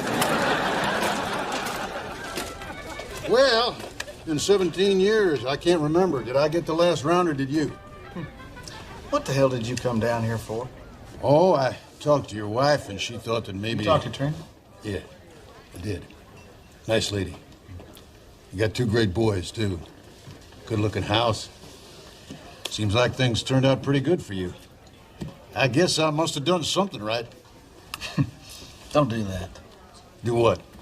Don't belittle what I have by trying to take credit for it. Everything I got on my own, and you had nothing to do with it. Rodney, I'm your dad. I'm just trying to say I'm proud of you.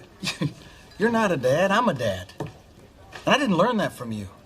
I learned that on my own by trial and error. Dale, you're just a guy who slept with my mom. You were little, you don't remember. That woman was a ball buster from the get-go.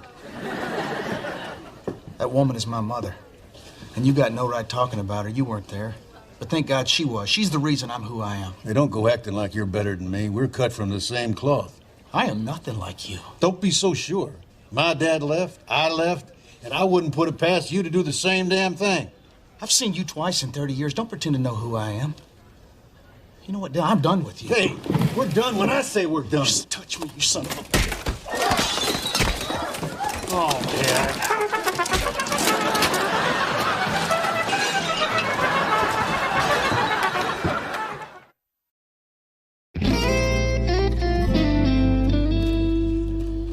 You know, there's one thing I wished I'd have known about you all these years. What's that? That you were left-handed. Yeah, you kind of walked right into that punch. Rodney, Your old man is one pathetic jackass.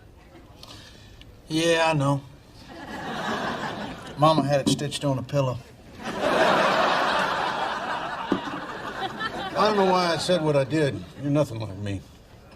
Probably because I was never around. Look, Rodney, I was right out of high school. I mean, I had dreams of my own. And then, all of a sudden, there was all this responsibility. Your mom and you having to keep a job. So many people needing things. I'm not good with people needing things. You know, I wasn't much older than you were when Jack was born. I remember standing there when he came out, and I felt this great sense of purpose. It was so perfect and tiny and helpless. It scared the hell out of me. Yeah. But I stayed. Because that's what you do. You stay. Oh, there were times I thought about coming back. Yeah, I thought about it a lot. But I felt I'd done so many things wrong that it'd take too much work to fix it. All I can tell you is that you haven't lived until you've listened to your son breathe when he falls asleep on your chest. Or watch him hit a home run with a swing you taught him. Or try out different haircuts on him you're scared to try out on yourself.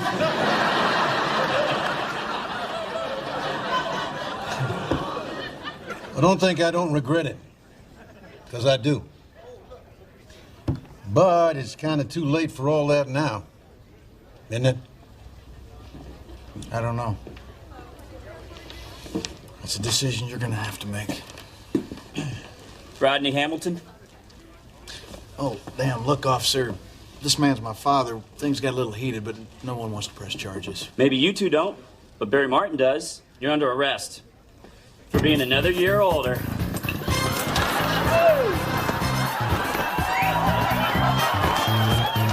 Don't worry. This always happens on my birthday. Wow. Must have done more damage to you than I thought.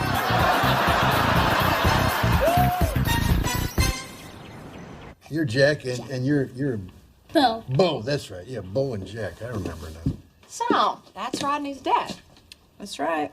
Well, who was I dancing with at the wedding reception? That was the owner of the restaurant. That's Tequila Bob?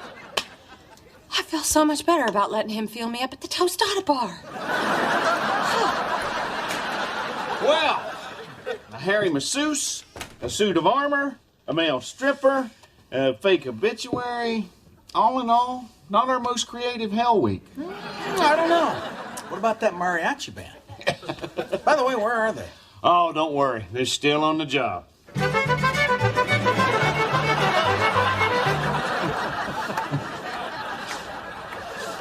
Yeah, I played everything. Football, baseball, basketball. I could have played for the pros. What you doing? Back a couple of NBA scouts. Oh, looking at something I thought I'd never see. So I took the ball, spun it around my finger, rolled it over my shoulders, and threw up a three-pointer to win the game, right when the buzzer went off. Whoa. Hey, I've got a basketball game tomorrow. Do you think you could come? Well, that's an idea. Can you come to my thing, too? What's your thing? My class is having a field trip to a pizza place. That's a definite possibility. Do you like sharks? Because they got a new one at the aquarium. Hey, fellas, these all sound great, but I don't want to hog you guys. Where's that other grandpa? Boys, ease up on the man. Dad, can we give you your present now? Ask your mama. It's fine by me. Let's do it. Sit right here. Hey. No, that chair is mine. And now, if you will all turn your attention this way.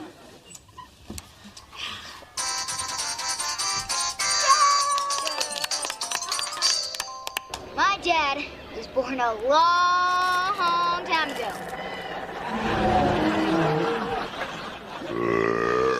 Howdy. That's really funny. Then he met Mom. Hi, I'm Dad. Want to get married? Sure thing, smooth talker. Sorry.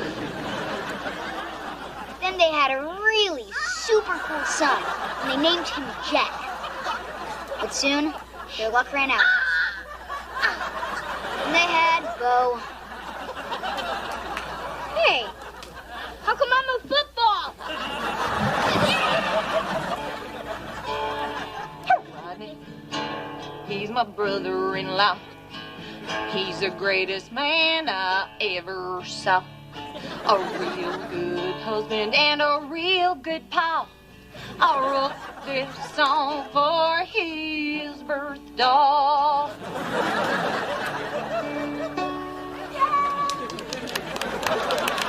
Let's see what some other people had to say about Dad. Rodney's a sensitive man. He cried the whole time he was giving me the massage. This is just a little video that we made to show you how much we love you. Jack Hamilton, you are in big trouble. Happy birthday! I'm you, Dad.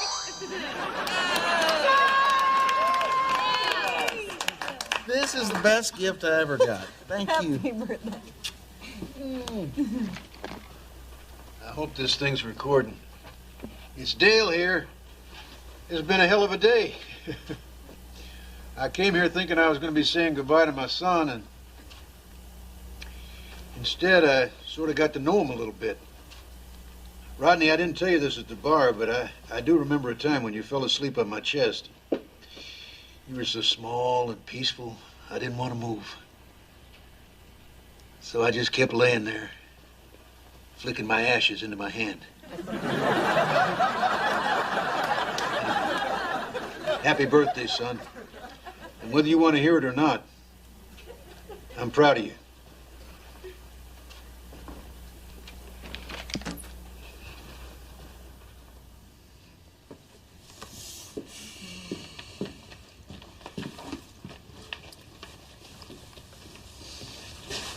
Where's Dale? He just went out. He needed to get some cigarettes. You think he'll be back? Maybe. I guess cigarettes are sometimes just cigarettes.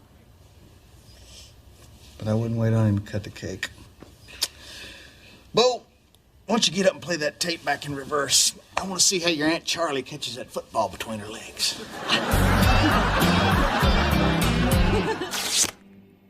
Heavenly.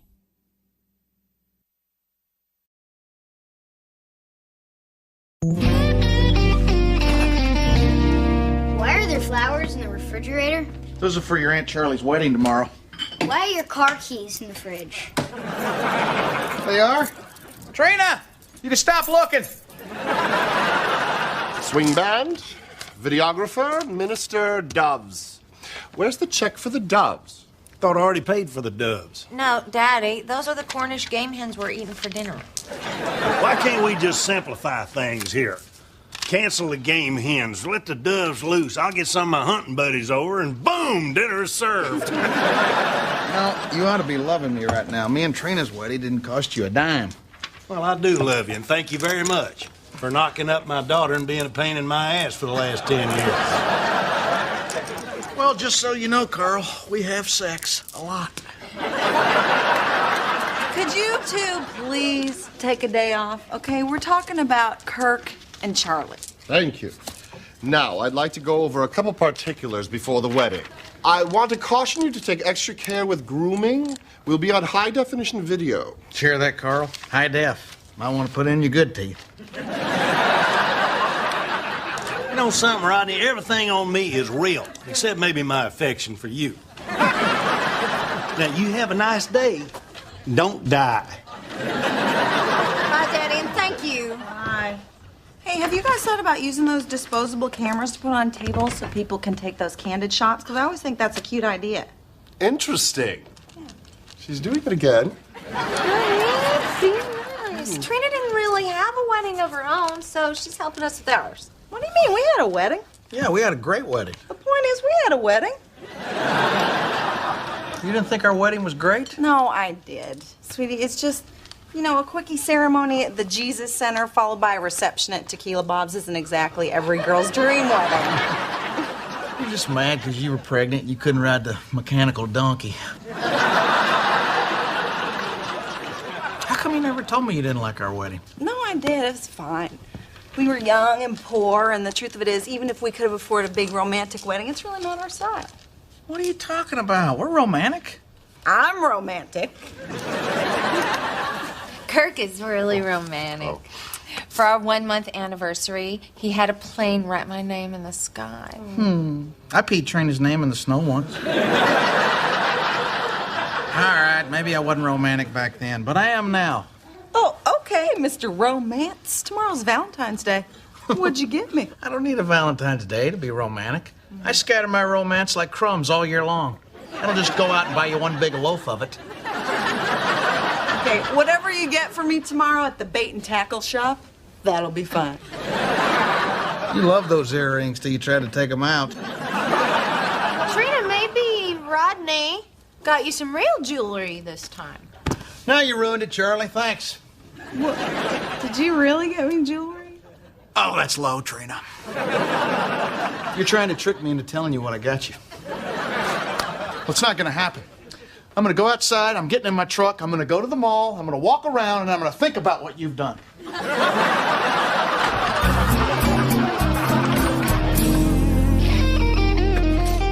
Now, this place may not look like much from the street, nor from here. But I'm telling you, I wouldn't go to anyone else for my jewelry needs. Since when do you have jewelry needs? Oh, I've had to come in a number of times over the years to get Jeannie's wedding ring resized. That band's getting so thin you can see her knuckle hair right through it. I'll be right out. You know, I never realized that Trina was unhappy with our wedding. I had a blast at that reception. Although that wet t-shirt contest was a little distasteful. Anyway, I'm going to make it up to Trina by getting her the engagement ring she never got. Trading in my granddad's watch. He gave it to me on his deathbed. Your granddad's not dead. I know, but he's old, and the chances of him buying a new bed are pretty slim. Plus, I figure a story like that could add a few bucks to this thing's value. Welcome to Merle's. I'm Merle. Merle, this is my buddy, Rodney. Hey, what can I do you for? Well, I was hoping to, trade in my dead granddad's watch for a real nice engagement ring. Like that one. That ring's $1,300. Well, what will you give me for the watch that my granddad gave me? Who's dead and is a veteran. Yeah, I can give you $50 for it. Did I mention he lost both arms in the war? Well, then what did he need a wristwatch for? I said he lost his arms, not his hands. Tell you what I might could do. I could take the diamond from the watch, melt the band, and make a nice ring to set it in. Great. Have it ready by 5. I got to be at a wedding. Oh, I can't do it today. I'm closing early for Valentine's Day. Got to go out and buy some flowers for my wife. How about you make the ring and we'll go get you some flowers? And a card. Barry, stop helping me. Flowers whisper I love you, but a card shouts it from the mountaintops. I read that in a card once. Yeah, a card would be nice. My wife is a special lady. You want to see a picture? And in case you're wondering, they're real. Real long.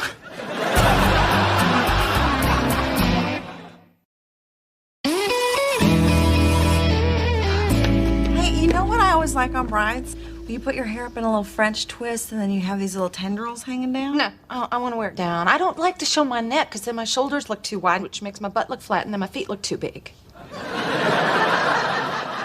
Down it is. Okay, you want to start with your makeup? Yeah. I am so nervous. My hands are shaking. What? Is that blue eyeshadow? Yeah, it brings out your eyes. No blue. No. Kirk wants mauve. He said blue is tacky. It's not tacky. I think Kirk knows a little bit more about makeup than you do. Valentine's Day's a scam. We're all supposed to act romantic because some idiot at a card company says so. Where's my holiday? Where's Horny Day? Well, don't blame me. I signed your petition. You know, this is what those big companies do. They make up problems so they can sell you junk you really don't need, like toothpaste or deodorant.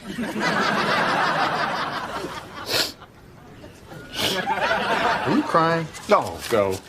Just these stinky old candles in here. Listen to this. You tell me that you love me in ways both big and small. But when you simply hold my hand, it's bigger than them all. You know, if you change hand to privates, it's a card for horny day. Bam. Buy that card for Merle. I know where we can get some cheap flowers.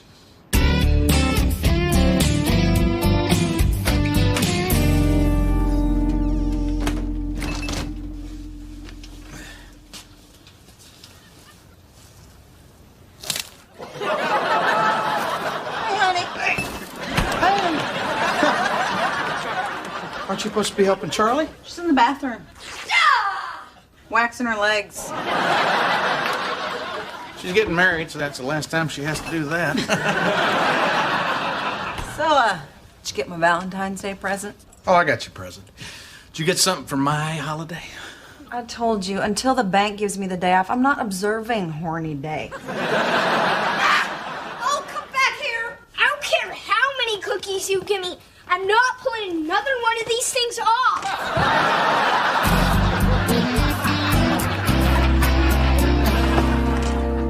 You tell me that you love me in ways both big and small. But when you simply hold my hand, it's bigger than them all. Are you crying again? This powerful stuff. Here's your ring. Hey, this diamond looks smaller. It's a different shape, too. Uh-oh. Uh-oh? I must have given your diamond to another customer.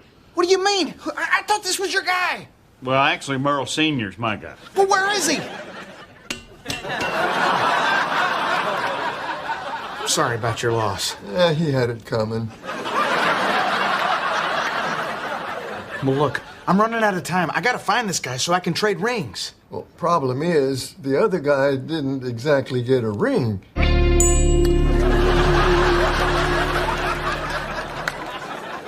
He's picking his teeth. At least we know he's been fed.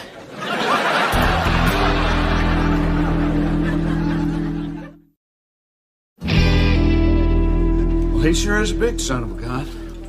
Well, here goes. Oh, I'm done talking about this, Eddie. It's over. Come on, Peaches. You know I love you, baby. Kiss my tattooed ass. Peaches! Well, she's done poking him with a stick. Why don't you go try to pet him? Hey, you Eddie G? Look, cop, I was drinking with some buddies when that deal went down. Oh, we're not cops. Unless you're afraid of cops. Are we cops, Rodney? We're sorry to bother you, but the jeweler, Merle, he made a mistake, and my diamond is attached to that tooth, so I'm just gonna grab it and be on my way. You're not touching my diamond. Look, that diamond is my wife's Valentine's gift, so if you could find it in your heart, which I am guessing is massive. At least you have a Valentine. I'm gonna die alone. Are you kidding? A big strapping, good-looking freak of nature like you? Me and Peach has been together 2 years, and out of nowhere she dumped me. Look, women are puzzles. I just found out after 10 years that my wife's disappointed in our wedding. Is that like a ceiling fan, Scar?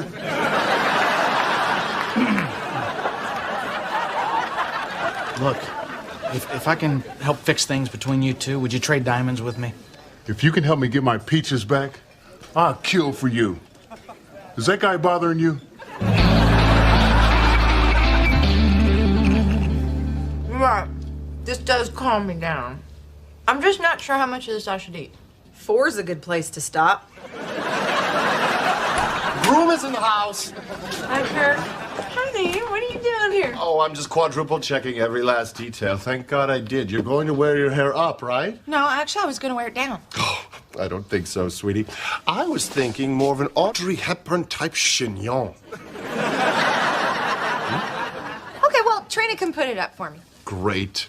Do I smell cow? Oh, it's probably something the boys tracked in.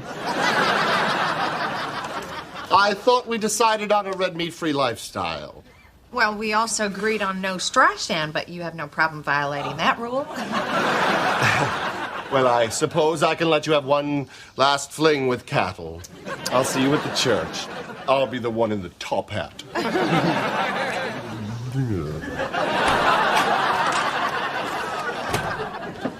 So, it's making you go vegetarian, huh? Yeah. What's the big deal? I thought you didn't want to wear your hair up. Well, I don't, but I'm not going to argue over something as little as my hair or what I eat for the rest of my life. Is there anything about this relationship that's what you want? I mean, you let him design your wedding. He picked out your eyeshadow. It's like he's controlling everything about you. You know what, Trina? You are just jealous because I'm having a big fancy wedding and you had a little crappy one. Well, at least you didn't hear my husband say she yo.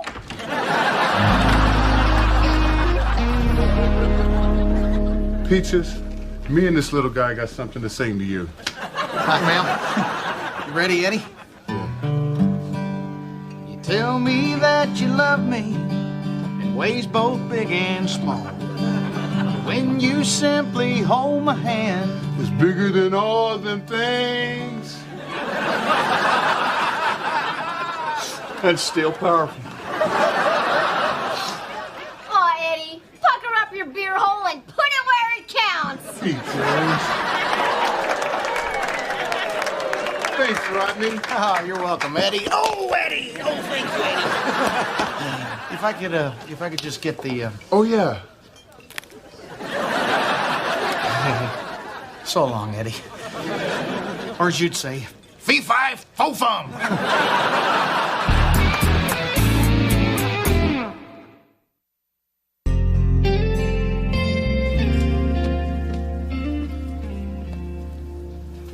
Your hair looks beautiful. Thank you. Oh, Charlie, I'm sorry. You're right. You're having this big, beautiful wedding, and I was a little bit jealous. And now all I care about is making this amazing day perfect for you. Do you forgive me? I do. Okay. Oh my God. What? Next time I say that, I'm gonna be married. Yeah. Based on the way you two are carrying on, I'm guessing you hadn't seen the top hat. Muffin, time for vowel rehearsal. I'm coming in. What's up with the sheet? It's bad luck to see the groom before the wedding. Huh. Queen size. Go figure. So the best man will have handed me the rings, and I'll say, Charlie, when I look into your eyes, I see the reflection of a man who is hopelessly, helplessly, haplessly in love with you. I will nourish your soul each morning and wake you with 1,000 kisses. That is a lot of morning breasts. I will be your everything. The air you breathe, the food you eat, the water you bathe in. Oh, Trina, are you crying? Yes! I know it sounds like laughing, but it's crying. It's very rude. Oh, Kirk. They're just trying to have a little fun. Well, we don't find that funny. What are you talking about? I do. I'm just like them. Well, maybe before, but we're making progress. Excuse me? Ah, bad luck, bad luck. Kirk. I don't think I can do this. I don't think I can get married. What? Why? Well, because we don't have that. Rodney and Trina have fun together. They're actually friends. So are we? No, we're not. You're always trying to change me. I mean, it's almost like you don't even like me. That's not true. Rodney, did you tell Trina how to wear her hair at your wedding? She always looks beautiful. Shut up! Charlie, you have So much potential. And with my guidance and a little polish, you could really shine. We're done. Wedding's off. You're all tacky. You heard me, tacky, tacky, tacky. Honey? Are you sure you want to do this? Yeah, I'm sure. I think I was more focused on getting married than who I was getting married to. I don't need a man. I'm taking care of myself now. I'm back in college. And since when did I ever become the type of person to let somebody tell me how to wear my hair? I mean, my hair's my thing. I thought your butt was your thing. You're right. That's good, too. Well, broke Kirk's heart. I guess I better go break Daddy's. Can I do it? No. It should be me. Wow. This will be a Valentine's Day to remember. Yeah. Valentine's Day.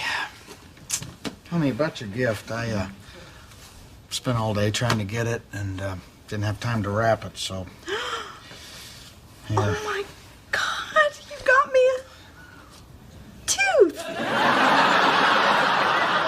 I'll explain later, but when I get the diamond and I put it in a band, you're gonna have that engagement ring you never got. Oh my God, I love it. Or I will love it. Right now, I'm just gonna close the box.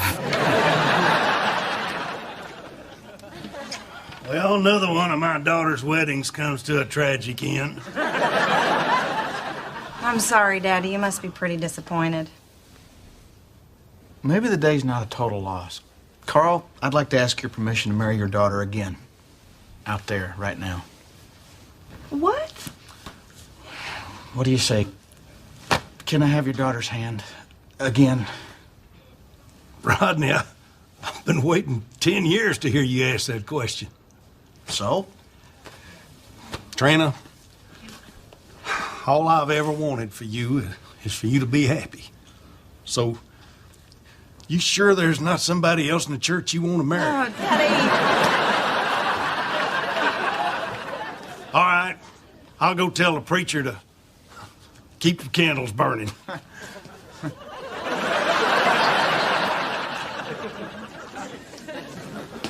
Come here. Look, I didn't have much to offer you when we first got married, and I don't have much to offer you now. But I love you and stuff, and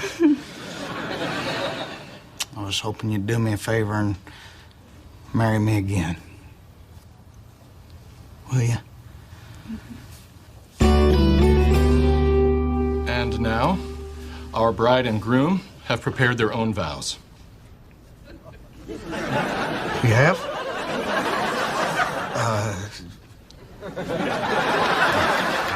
Okay, Trina, you tell me that you love me. In ways both big and small. But when you simply hold my hand, it's bigger than them all.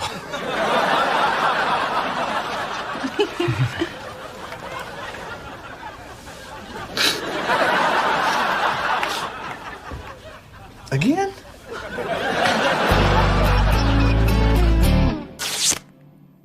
Heavenly.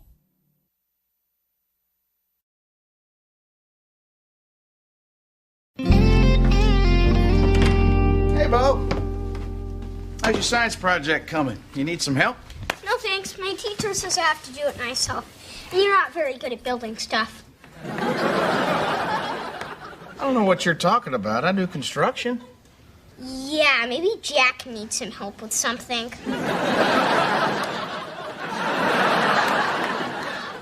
Honey, we need a new baby. This one's learned to talk. Try to move some stuff, will you? These boxes are heavy. Bo, can you put your Galaxy away, please? But I haven't finished the spaceship or the moon. I know, but you can finish it at your Grandpa Carl's, because Daddy's going to do his gig at the Blue Goose, and Charlie and I have a grown-up meeting to do. Thank you, sweetie. Grown-up meeting? That's a nice way to say panty party. Would you stop calling it a panty party? It's lingerie and it's a business venture. It's like selling Tupperware, only you're selling containers for your, Apples and muffins? Yes. Hey, we're all grown-ups here. Just call them what they really are. Tatas and hoo-has. $80 for a pair of panties? That is my lifetime underwear budget. Rodney, if it were cheap to look cheap, everybody'd do it. Sweetie, I'm not proud of having to sell lingerie on the side, but things are tight right now, so... We're doing okay. We got more credit cards than anybody I know. They don't just send those things out to anybody. Rodney, we need money. On top of all of our other bills, Jack needs shoes, Bo needs a baseball uniform, our taxes are due, and why is that box buzzing? One of those gadgets turned on by accident.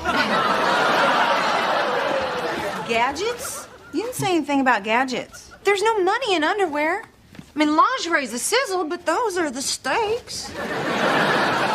Look at him in there. Just a big old box that don't need a man.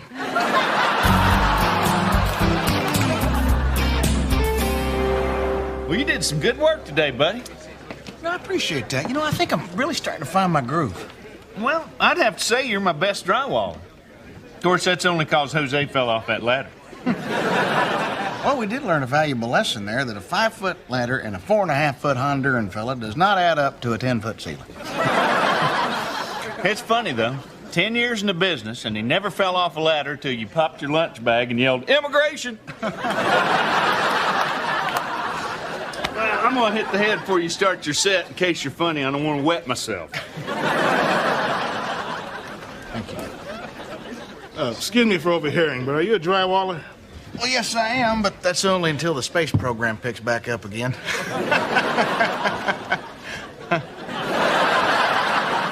Tom Hayes. Tom Hayes Construction. Oh, Rodney Hamilton. Rodney Hamilton, Inc. You know, Rodney, you ever need work, I'm always looking for good men. Oh, I work for Barry. Oh, sure, Barry Martin. He's a good guy. Oh, you know each other? Oh, yeah, we go way back. You guys do really good work. Oh, well, I can't take all the credit. Of course, Barry is in the bathroom. Maybe I can.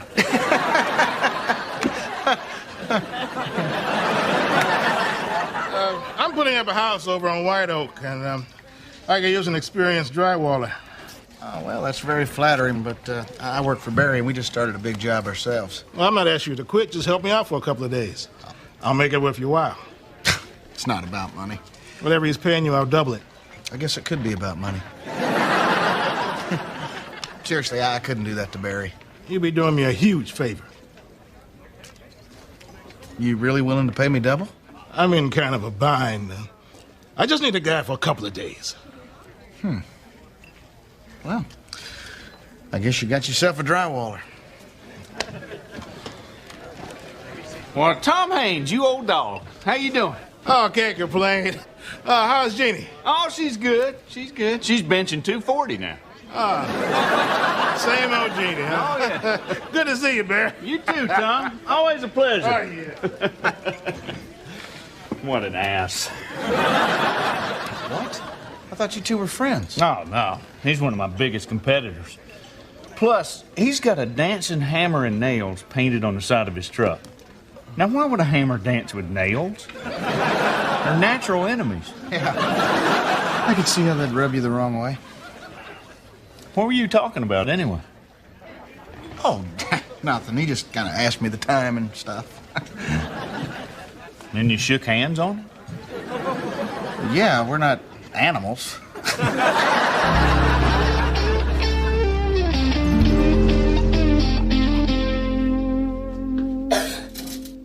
I don't think I can go to school today, Mom. I have a sore throat. Oh, that's too bad, sweetie. It's Saturday. It is? Nope, it's Thursday. Get ready for school. Honey, where's the phone? I need to call in sick to work. Good luck with that. What's the matter? You don't feel good? No, I feel fine. It's just that last night I met this contractor guy who offered me a job for a couple of days, and I sort of took it. But you already work for Barry. I know, but he kind of talked me into it. Well, Barry's your best friend. I mean, there's such a thing as loyalty. Yeah, but we do need the money, and he did offer me double the pay Barry does. Well, Talk through your nose and don't forget to cough.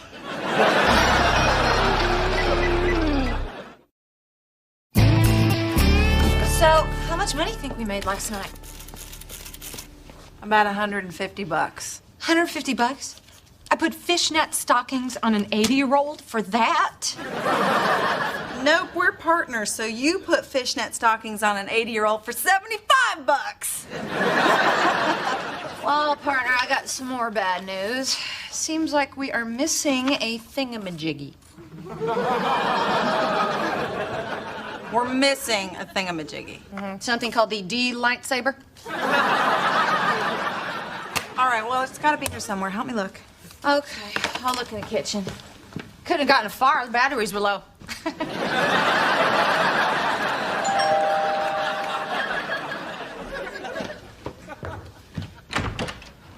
Oh, hey, Bear, what are you doing here? Well, that's my lunch break. I thought I'd drop off a care package for the patient. The patient? Oh, right. Rodney's sick.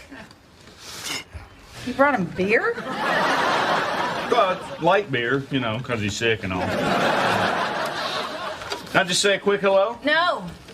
Nobody can see him now. Really? Is that bad? Oh, yeah, it's bad, real bad. Well, just a quick hello. No, he's, reading. I mean, he's sleeping. I mean, he was reading a book, and then he dozed off. I see. Well, just, I guess tell him I stopped by. Okay. I'll just, I'll be heading out back to work. Oh, got a lot to do.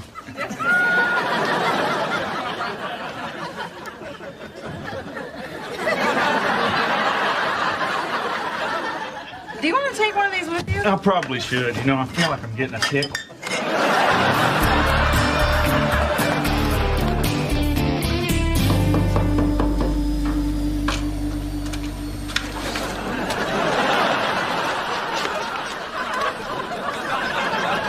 Damn. How's it going, Rodney? Great. You know, this ladder makes it a lot easier than just flinging it up there. Do me a favor and give me a hand. Okay, sure. Grab a pencil out of my tool belt and mark this. I'm not finding it. Dig around, it's in there. This is a nice belt. It's a lot bigger than Barry's. You slut. Barry, what are you doing here? Well, I was about to ask you the same question. It's not what it looks like. Oh, really? Because what it looks like is that you're reaching for his dancing hammer. So you're poaching my employees again, huh? I only offered him the job. He's the one that showed up. Hell, he even showed up early. Early? You showed up early? Who are you? How'd you know where I was? I was worried about you, so I went by your house. Trina spilled the beans. Trina told you? Well, she didn't have to. She told me you were reading a book. What was she thinking, reading a book? You could have looked on our shelf and saw that our book was still there. Well, I guess maybe not everybody's as good at lying as you are. Barry, I just save it, all right? I don't want to hear it anymore. Barry, come on. Barry!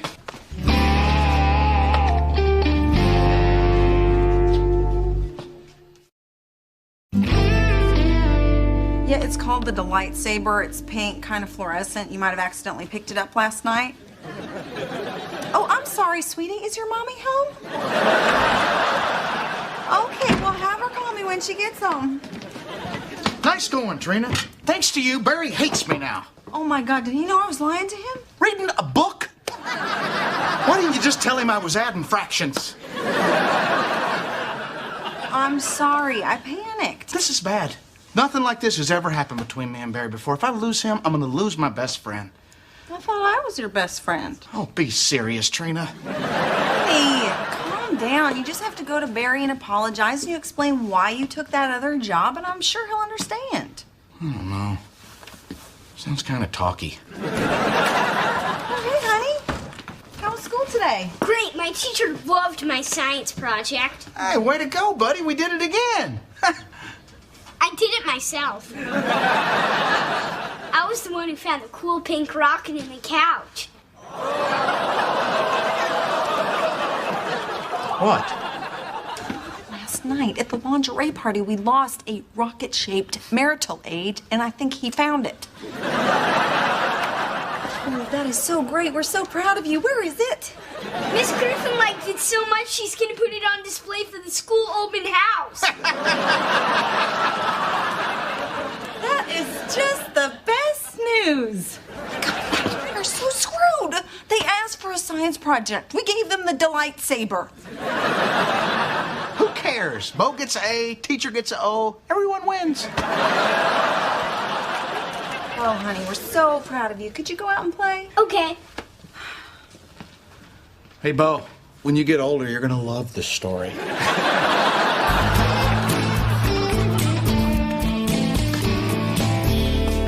Hey, buddy. Who wants a bear claw? Glad I didn't get you the coffee. Hey, buddy, listen. What do you say we put this whole stupid thing behind us and let's get things back to the way they were? So what room should I start with? That sounds like a question for Tom. We're back! Seriously, Barry, what do you want? Bathroom's finished. What's next? Who's this? Rodney, this is Walter, my new drywaller. Or as Barry likes to call me, Dry Walter. Yeah, we like to have fun like that around here. Walter, this is Rodney, my former drywaller. Nice to meet you. You already replaced me? Look, the work doesn't stop just because you're not here. Barry, if it's all right with you, I'm going to work through lunch. Okay. He calls you Bear? Bear? I asked him to. Hey, you wouldn't have drywalled over a window, would you? It's drywalling, Walter. It's not like every room comes with directions.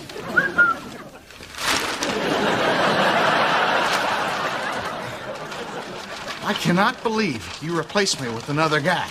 Hell, he even looks like me. Rodney, I can't believe you did this to me. You know, I trained you. I gave you time off to do your comedy gigs, and how do you repay me? By doing subpar work and screwing me over the first chance you get. It wasn't like that. Oh, really? Well, how was it then? It was pretty much like that. Look, if you're finished here, I got a job to do. Okay. All right, I guess I'll see you around. Yeah, I'll see you.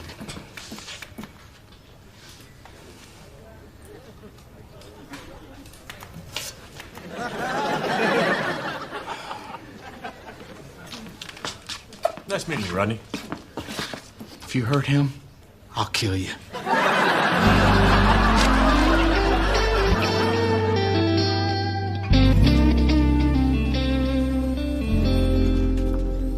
You taking a break already? You just got here. No, I didn't. This is my second cup. Rodney, you're a drywaller, correct? Yes, sir. Uh-huh. Well, I just walked around this house twice, and for the life of me, I can't figure out how to get in the kitchen. You want me to help you look for it? Get up, cut me a kitchen door, now. Okay, but I don't know how straight it's gonna be. I'm kind of jittery after 2 cups of coffee. Rodney! Rodney! Where is the door, Cracker?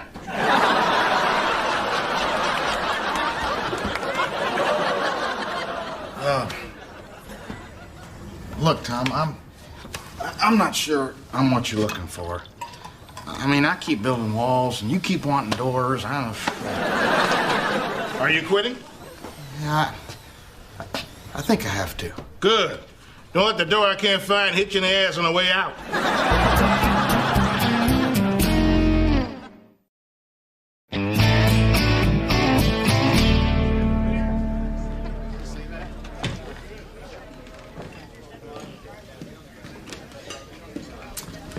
Hey.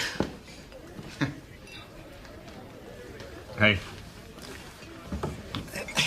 Mind if I have some beer nuts?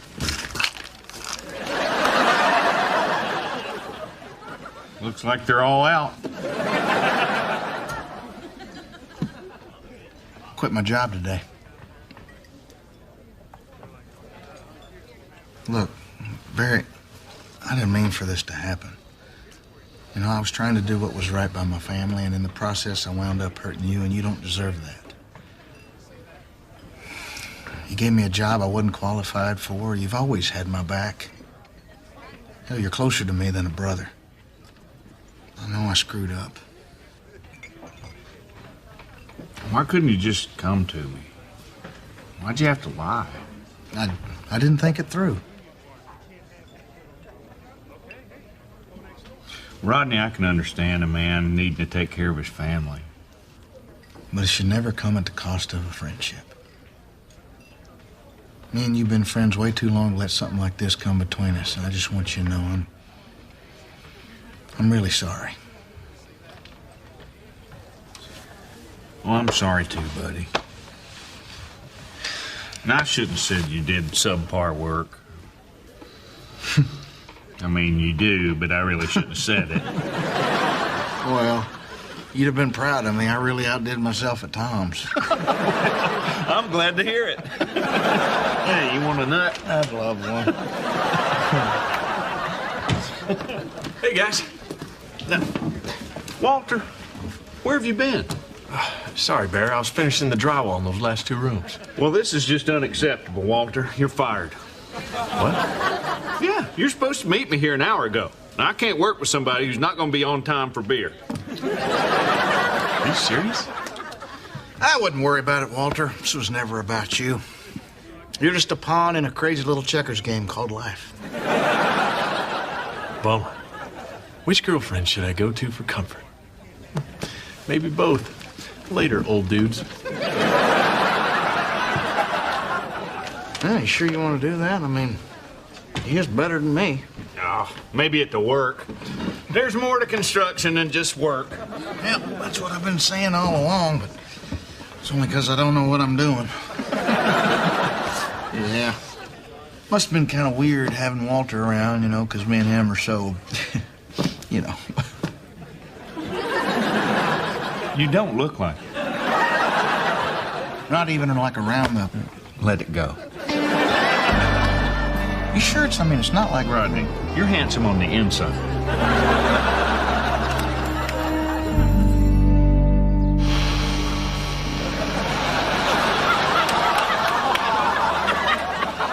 This is so embarrassing. What are the other parents gonna think? Don't worry about it. I took care of it. This is not what Bo made. Shh, we're pretending. What about my rocket ship? Shh. Alexander Joseph, you are in big trouble, mister. Grandma's room is locked for a reason.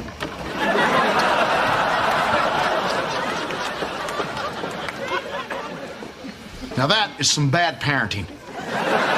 Let's go, kids. What's this world coming to? That's just nasty. Nasty.